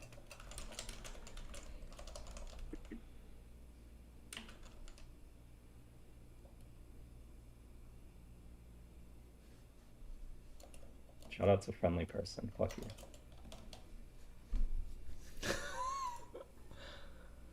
Did he link something? I'm sorry, I wasn't checking chat. Can I take a stab at this conversation? Sure, go for it. So it sounds like may or may not be possible that heel striking is bad for you. We don't know that. Doesn't seem to have been established. But it seems like if you tell somebody, avoid heel striking, you might end up in a scenario where a person is running and they're like trying to like toe strike or hit like the front, like on the ball of their foot or something instead, because they're trying to overcompensate for not toe striking. When it sounds like what the appropriate mental cue should probably be is to make sure that your foot, doesn't hit the floor in front of your pelvis? Is that the goal? Jack up? Yeah, just that you're not overstriking so you're not having all that forward momentum transferred up your leg, which is the actual biggest issue for knee injuries, shin splints, and all of that. So my understanding and what I see in videos of the, what's his name, Nairobi Kipchoge, this guy, when he runs, his foot is landing pretty in front of him and he's taking very wide strides. But he lands on like the fucking ball of his foot. It's not like on his tippy toes, but it's the ball of his foot. What's the name of the runner? How do I look it up? Kipchoge. It's going to be the guy that holds the world record for the marathon. What's the name? Just give me the name. Like how do I spell? I don't know how to spell Kipchoge. I don't. Oh, Kipchoge, running form. Wait. ELIUD. He's landing pretty much immediately under his hips. What are you talking about? This guy is like almost entirely landing with his foot under his hips. This guy isn't overstriding at all. Like, yeah, he doesn't have a midfoot stride, but all of this like matches up entirely with everything I've recommended. Can you link me the video that you're watching?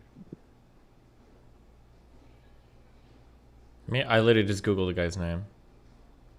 Hold on, let me listen to this real quick. No, so that we can all. It's a little further in front, but like this is still like not an overstrike. Rather than we can take a look and see how his foot comes and strikes the ground. We can see that as his foot meets the ground, he's landing with the balls of his feet, but doing so with a light midfoot strike, rather than landing right up in more of a kind of a forefoot striking position, running on his toes, as we'd expect to see from a sprinter perhaps. Landing with a midfoot strike here allows him to keep contact time nice and short, keep the limb stiffness, which is something we'll talk about a little bit later, nice and firm, so that he actually manages to maximize the elastic return off the ground with each stride. We can see as we come forwards frame by frame onto the next foot, we can see that as he lands this right foot again, it's very much midfoot, so balls of the feet land first, almost at the same time that the rest of the foot comes down flat to the ground. He's certainly not keeping his heel off the ground as we see from sprinters, and he's certainly not doing what we see from so many recreational runners, which is landing with his heel first, landing with more of a heel strike or a rear foot striking pattern. In fact, what we see here from Shurikitata, the runner behind him, also a fantastic runner, finished this race that we've actually got on footage here, which is London Marathon 2019, finished in 4th, 2:05:01. So again, very fast, but we can see the difference in running technique here. Overstriding, heel strike. Which brings me on to the next point, which is stride length. Okay, so no matter what pace you're running, the real key is to make sure that you can create the stride length you need to run that pace, or the ground coverage that you need to run at that pace without overstriding, without landing that foot ahead of a more extended knee, therefore too far ahead of your centre of mass. Kipchoge here, as we can see, as he strikes the ground, manages to do so with his ankle underneath a flexing knee. Okay, lovely example of what we want to see from a distance runner in terms of maintaining stride length without overstriding. It's when we start to see people landing ahead of... Okay, hi. Cool. Well, the sun's settled. I'm gonna head out. Okay. Didn't link the Kipchoge thing. No, I just watched him stream. Okay, what's up? Oh, you did? Oh, shit. Okay, was that what you wanted to talk about? Not really, but... What do you want to talk about? Why don't you play Caitlyn? Don't play League again. She's boring, I don't like but I'm not going to play League why again. not? How's it boring?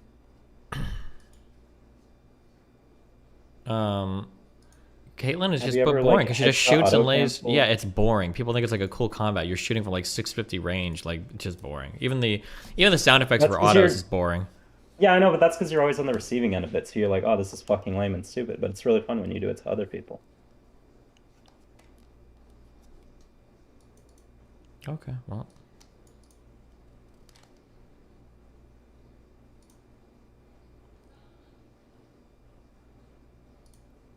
Is that it? Yeah, I guess. Okay. Can you kick me out? Because, like, I'm in the middle of something. Jesus Christ.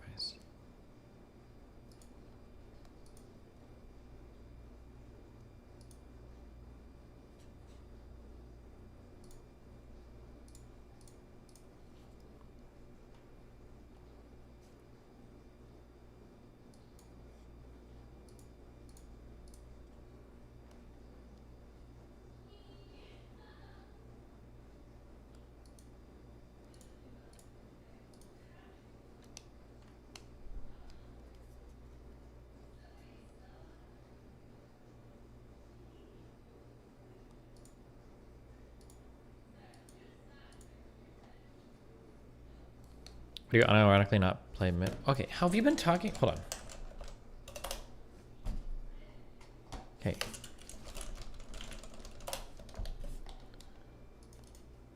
In the case of a beloved schoolteacher found dead with 20 stab wounds. Her death was ruled a suicide, but the case is now being reopened after more than a decade. Did your daughter kill herself? No.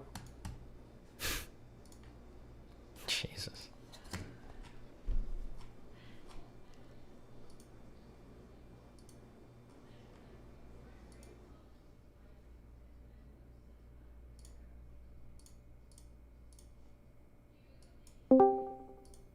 What's up? Oh, hello. Okay, so I wanted to. So there's a. From your conversation about the whole Nick Fuentes platforming thing, I thought that the argument against wasn't really Steelman properly. But then, so I'm overall, I think you're doing a good thing / okay thing with like platforming him. I'm wondering, do you think you could Steelman the argument that you shouldn't platform him? Why would you come in here asking me to steelman the opposition argument to a position I have? What is the point? Why? Well, because I think we can both agree that everyone agrees that there's pros and cons, right? Sure. So, as far as the cons, do you think that, like, in that previous, because I feel like that previous conversation, the only con that was brought up is, oh, you don't use the word Nazi, which I feel like is a kind of a shallow critique of the whole thing. The cons is just that, like, you can engage with these people to some extent and even be kind of friendly to some extent, but there's going to be a line that you shouldn't cross, and one of those is probably having a person hanging out in your house. Because having that person hanging out and, like, being friendly with them makes them look like they're just kind of like a normal, harmless person, and it gives people the wrong idea about, like, how harmful the particular ideologies they advocate for probably is. That's, like, the argument against it. Okay.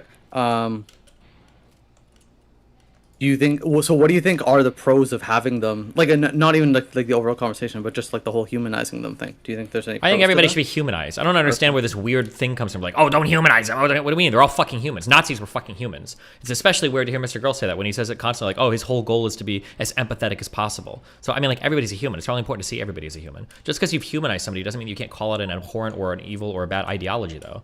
Like, that's I don't understand why it has to be one or the other. Like, I can still think there are very bad humans. Do you think that even if like you completely destroy him in every argument, and in every argument you make him look like a total idiot, do you think it's possible that you could still be doing a bad thing because there's going to be a lot of people who just don't watch the videos, and just by the fact that his name is out there?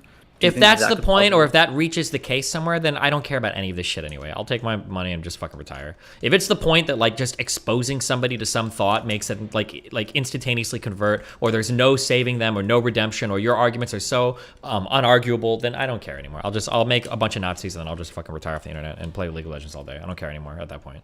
I totally reject those arguments. It's so stupid. Like, people make it sound like you're like floating in an ocean, and there's like this infectious, like the fucking dark waters of the pirates of whatever the fuck that cartoon show from 20 years ago. That like if you get touched with this ideology, you're instantaneously going to convert. And there's nothing you can do about it. And you have to keep people as far away. Like, that shouldn't be the case. We should all be able to talk to Nazis and see Nazis and not fucking turn into Nazis. That's wild to me, in my opinion. Okay. So I feel like my strongest reason why I think it's okay for you to platform him, and in general, is that I feel like there's just such a small, like little to no chance that like there could actually be a Nazi problem, like an actual Nazi problem in this day and age. Do you think that that's well, actually it's not true? about Do you it being think a Nazi actually is problem, okay? just growing it. Like, what if I triple the size of the movement or quadruple the size of the movement? Even if we haven't made like a huge real Nazi problem, like people would still argue that that in and of itself is really bad. But what would be the damage for that? Like, do you think like is there any actual damage done by Nazis like at all nowadays? Well, it could be far right-wing violence, so somebody going out and performing another shooting, which far right people tend to do, or at least it seems like they do it more often than left-wing people. So it could be what?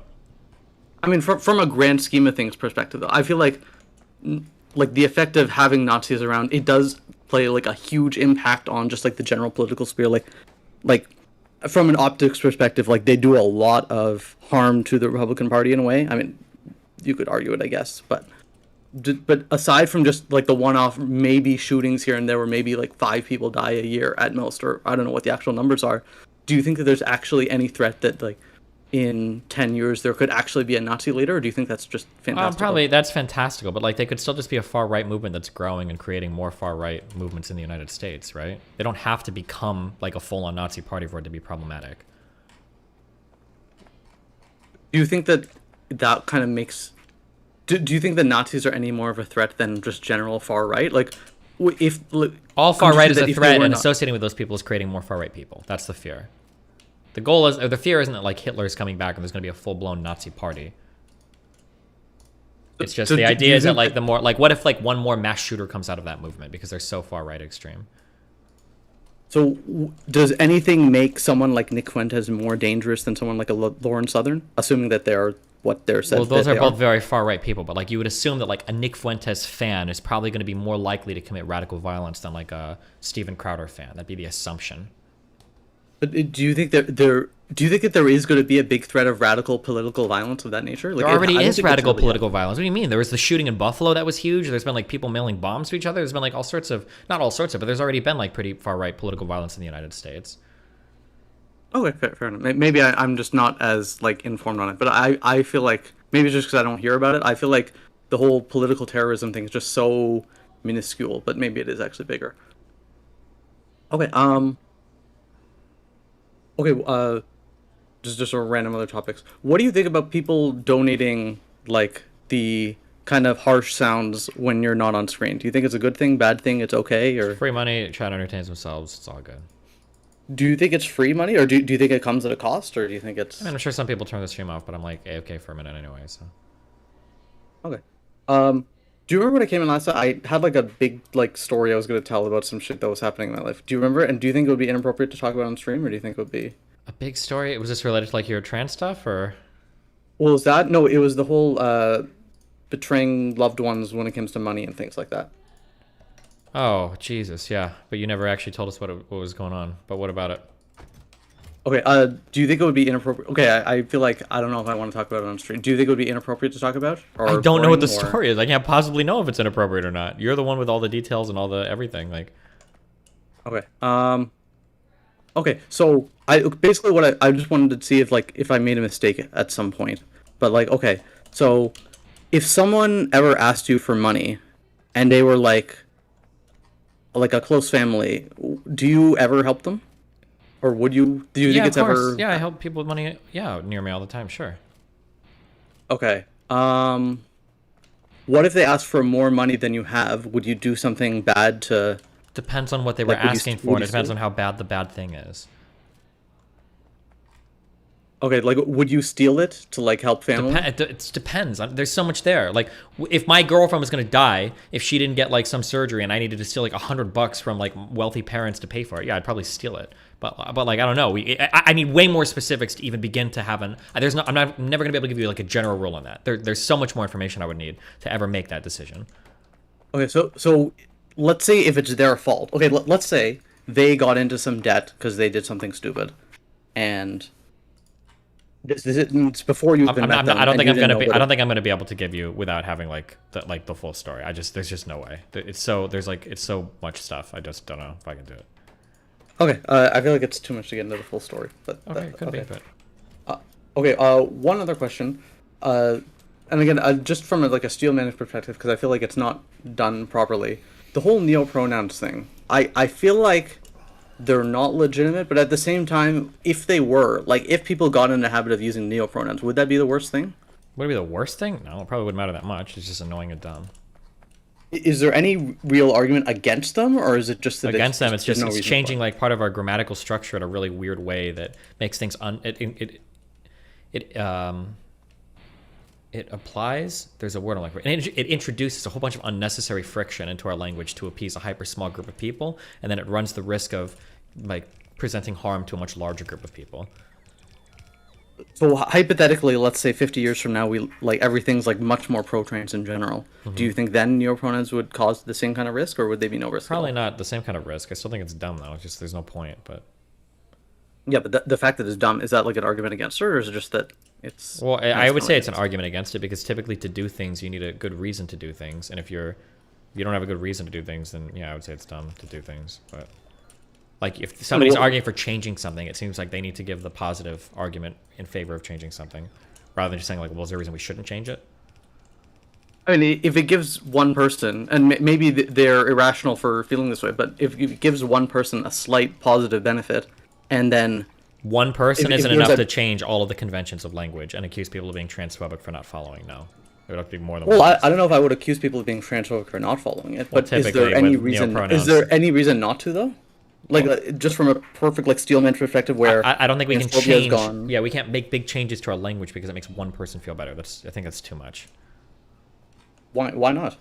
Or not one person. Let's say 0.1% of people. Is there a reason why not? Maybe Let's say it would, everyone it was would cool just with it would depend, I guess, on what we're changing and if we've got good reasons to change it. I don't know if just making somebody feel better is necessarily like a good reason to change something. I'm not sure. I'd have to think about it. Okay. Okay. I'll just leave it for now. All right. Oh. I'll talk to you later, maybe. All right. All right. Okay, Thanks. be careful. Bye.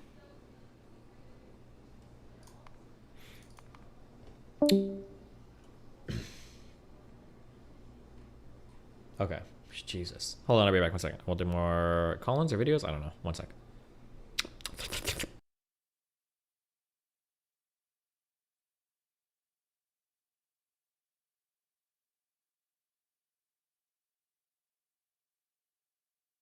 Imagine being RTBA. A bear. Simping for a frog. You never lose.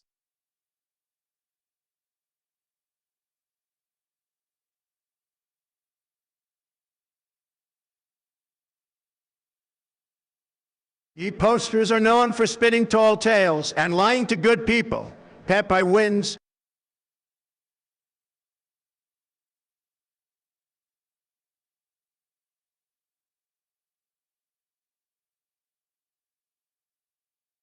You should have Josh Moon on your stream to talk about how it's like to run a forum that's targeted in the ethics of doxing. He's somewhat articulate and will hop on if you ask. Shitcat forever.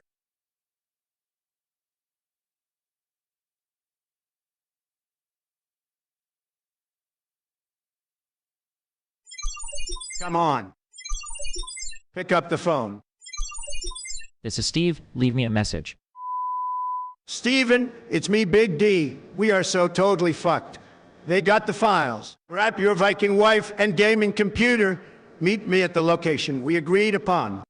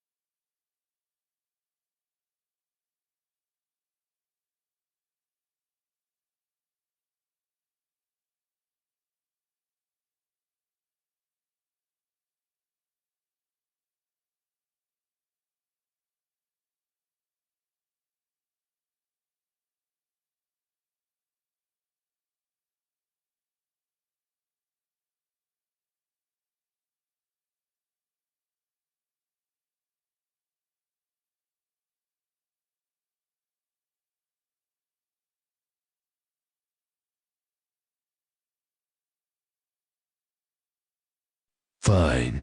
I'll do it myself.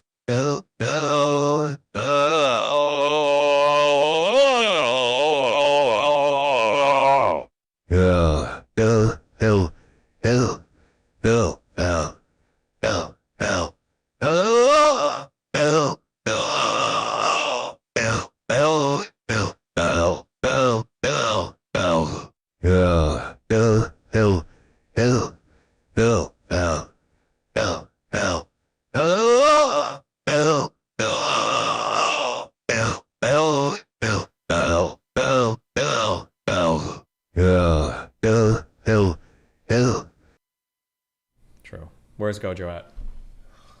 He said he had a question.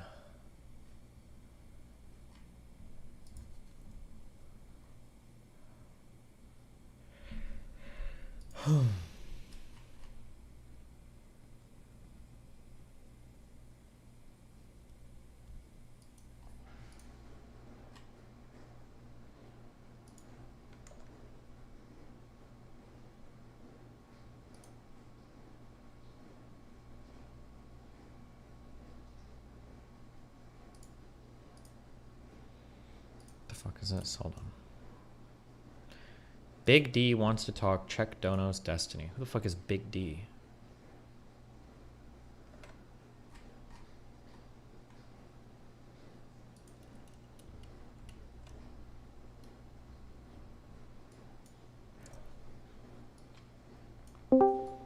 Hi, what's up, babes? Yo, what up?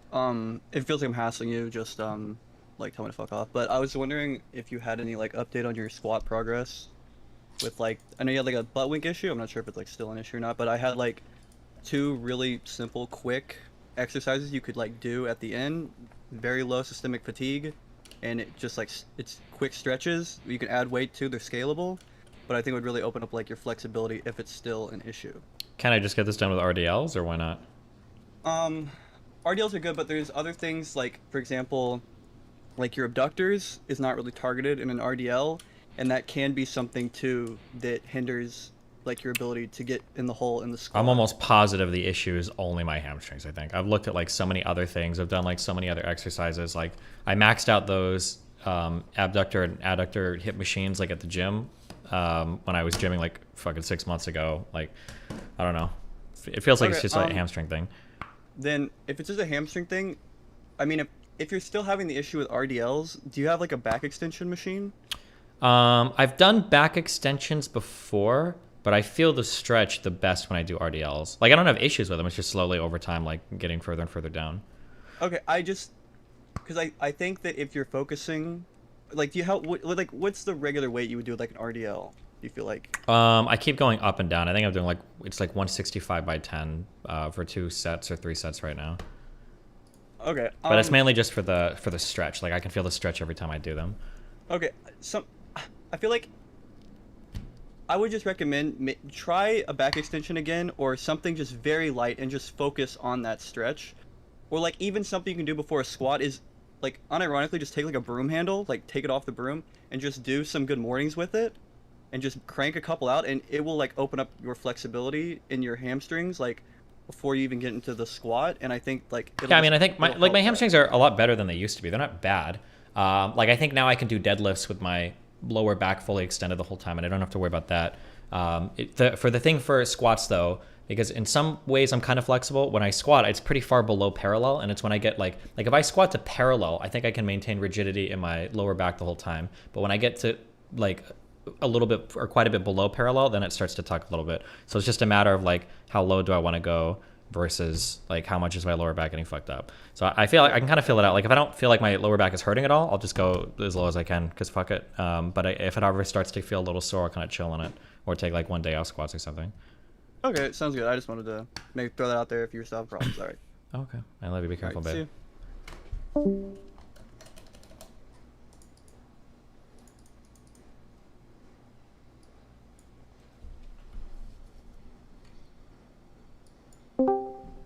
What's up?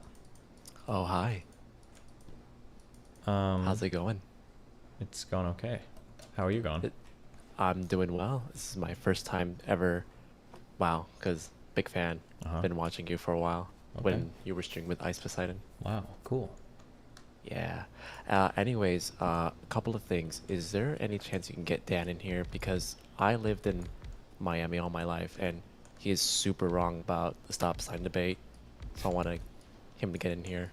I don't even know if Dan is around right now. I'm not sure. Oh, he is so wrong. There is no way nobody stops, like, goes, like, going in counterclockwise or clockwise. Like, it's always 2 lanes going in one Yeah, that's what I think against any, for any big section that has, like, a backup of cars, it's always going to be that kind of movement, I think. But yeah, but, like, what do you do if there's, like, 2 lanes? So, like, where I live, there's, like, 2 lanes on each side, so you can obviously go left. You just go whenever the guy next to you goes. It doesn't matter. I think that's typically what happens. Yeah, but like, what if all of them come at the stop sign at the same time? Like, what do you do? Then it's whoever's brave enough to start edging out is basically what happens. Yeah, it's because Miami drivers, they don't use their signal, so just like they're just gonna go ahead and just cut you off and just slam on the brake. Well, that could happen. Well, it happened. Does that happen to you yet? Miami drivers are pretty crazy, but I just, I'm chill. Yeah, but if you drive assertively, usually people will take you seriously. So.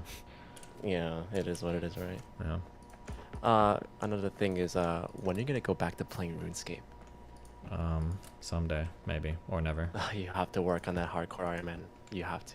Okay, I'll think about it. Well, thank you so much. It's been a pleasure, man. I always want to talk to you because I look up to you a lot. Have fun. Be careful, babe. All right, take care. Hi, what's up? Yo, alright, 2 things. Yeah. One thing that I DM'd you about and two, I guess the entire cringe that is the massive fiscal stimulus of the student loan stuff. Oh boy. Yeah. Which one do you want to do? Either one. All right, let's do the one that I DM'd you about. So, I guess, why do you think that foreigners in different situations have different moral considerations? I feel like you have a type of obligation to your own country, and that obligation is something that you have to that obligation is different. I just said the same thing. Sorry. There's like an proximity. Yeah, like for your own citizens, you have a greater responsibility to them than the citizens of foreign countries. Sorry. Okay, but obviously there has to be some sort of trade-off between your obligation between your citizens and the obligations to the rest of the world, right? What do you mean by some sort of trade-off? So, for instance, I think we would accept one American death to save everybody in China, right? Probably, yeah. Yeah, and so the same thing with when we deal with Mexico, wherein we still allow certain rivers to continue to flow into Mexico, even though we can use the water out in California. Yeah, probably, yeah. I don't know exactly how the river trades and all that shit is set up or what the deals are. But okay.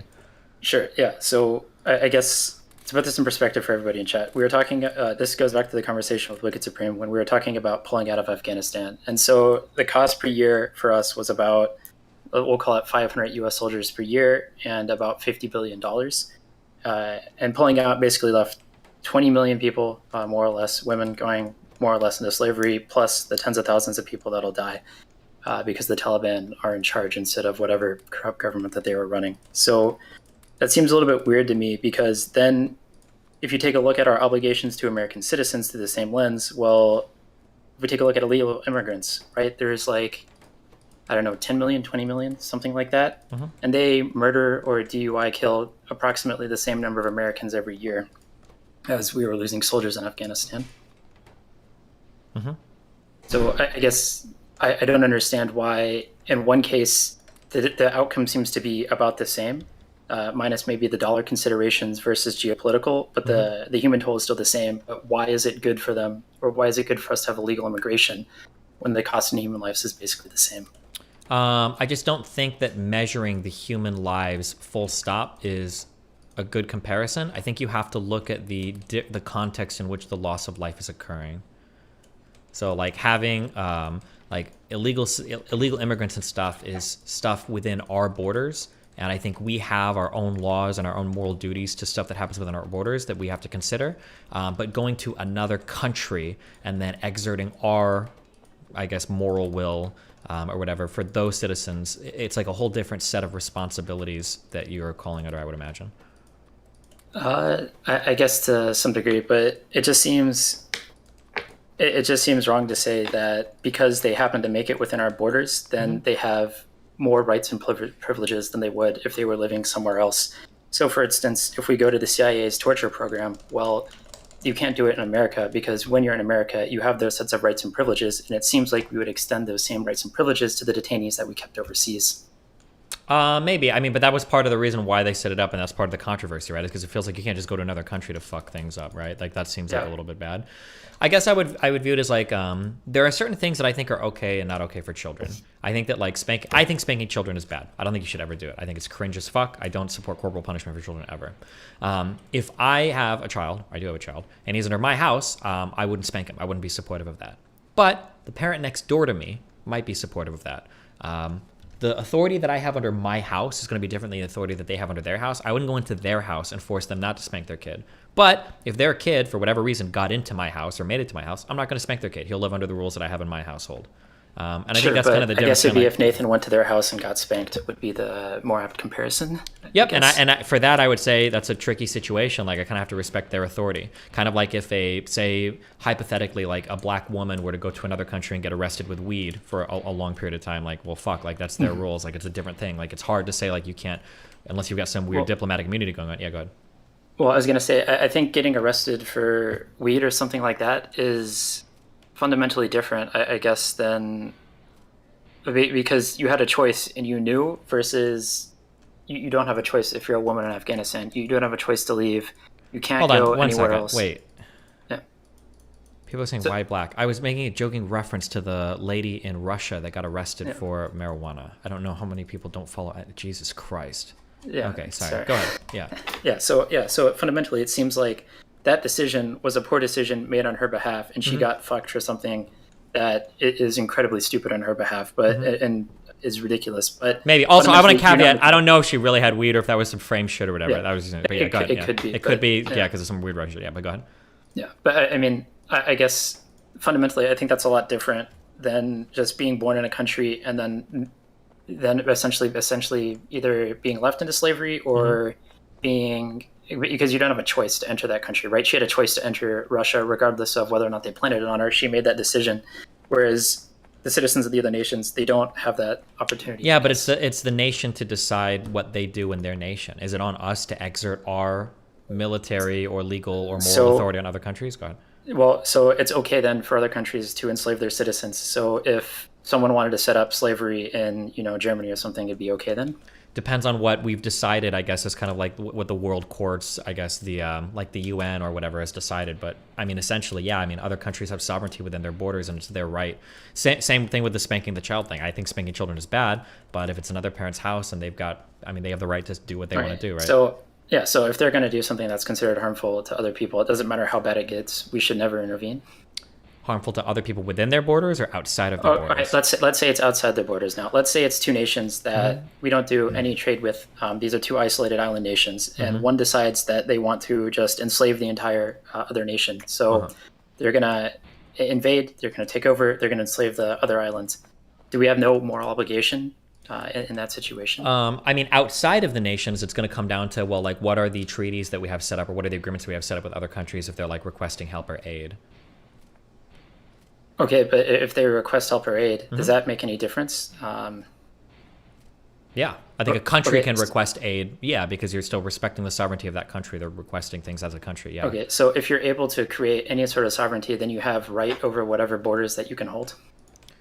Well, I mean, we're going to have to talk about different ways of creating sovereignty. Like, I don't know if a neighborhood's saying, we're seceding, now come protect us. That probably Well, that's what happened in Chaz, right? We had, 20 armed gunmen take over 6 blocks in Seattle, and the local authorities respected it. They had passport control on the border.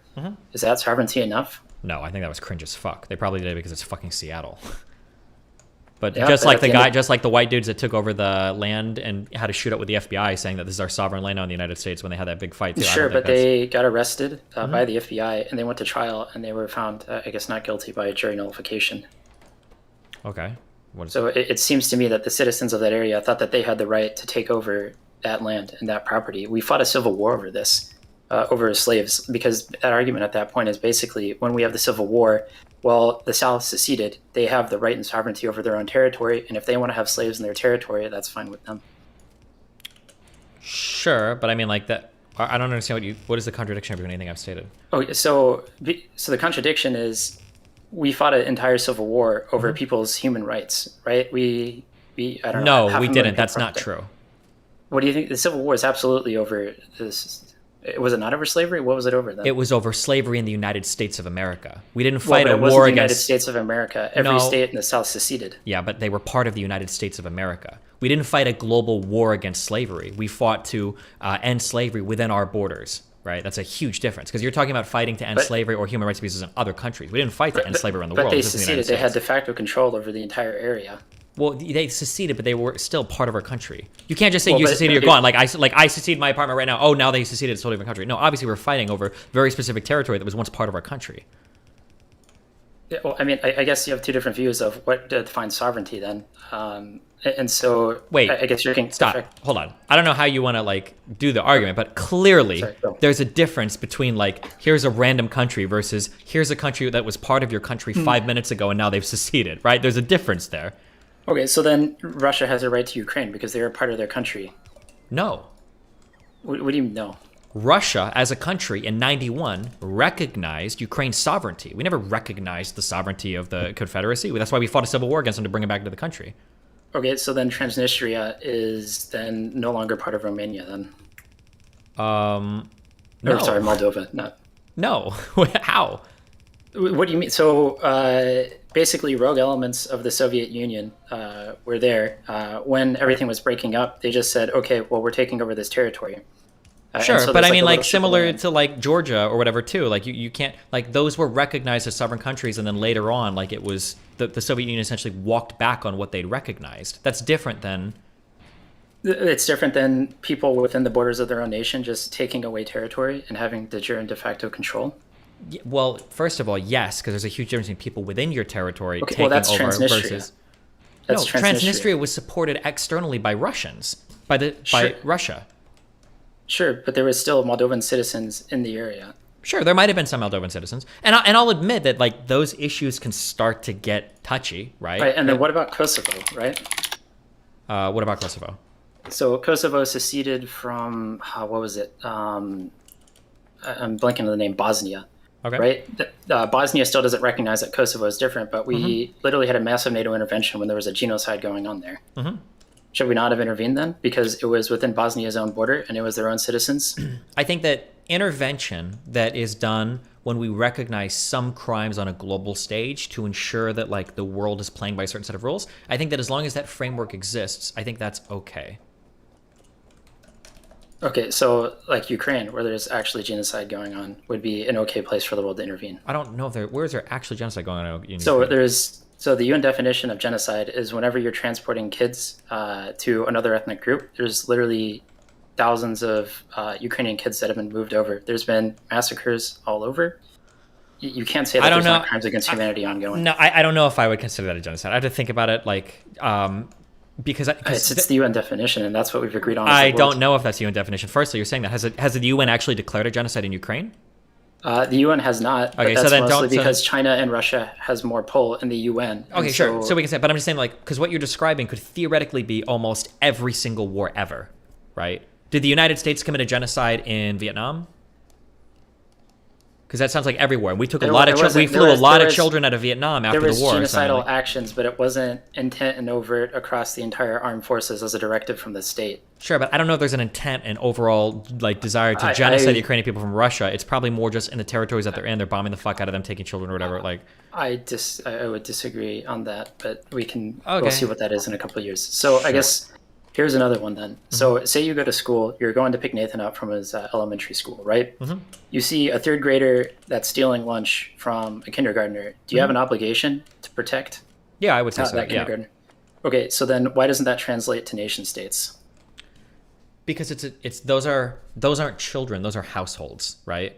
Like, let's say that let's say that Nathan goes to another kid's house and I find out that Nathan was misbehaving and the parents spanked my kid, right? Well, I would probably be a little bit irritated when I find that out, but I would say like, okay, well, you're not going to their household anymore because I disagree with that. But I would never go to that household and say, listen, as long as my kid is here, you can't spank him, because that's their household. That's their authority. If that's how they discipline their children, I have no right to step in and intervene. But if I don't want my kid being spanked, I'm just not going to send him to that house anymore. That would be the difference. But if I see somebody in like neutral territory, if I'm like at the playground and I see like some third grader stealing somebody's lunch, I think you can intervene there. But it's different because I'm not stepping over somebody's authority. Okay, so hold on, real quick, hold on. People are saying no shot, bro. I don't think you have a right to step into another parent's household and tell them how to discipline children. If you send your kid, you guys are all children. I don't even know what the fuck. Dan, if you want to come in and argue, if you send your children to another parent's household, then you are subject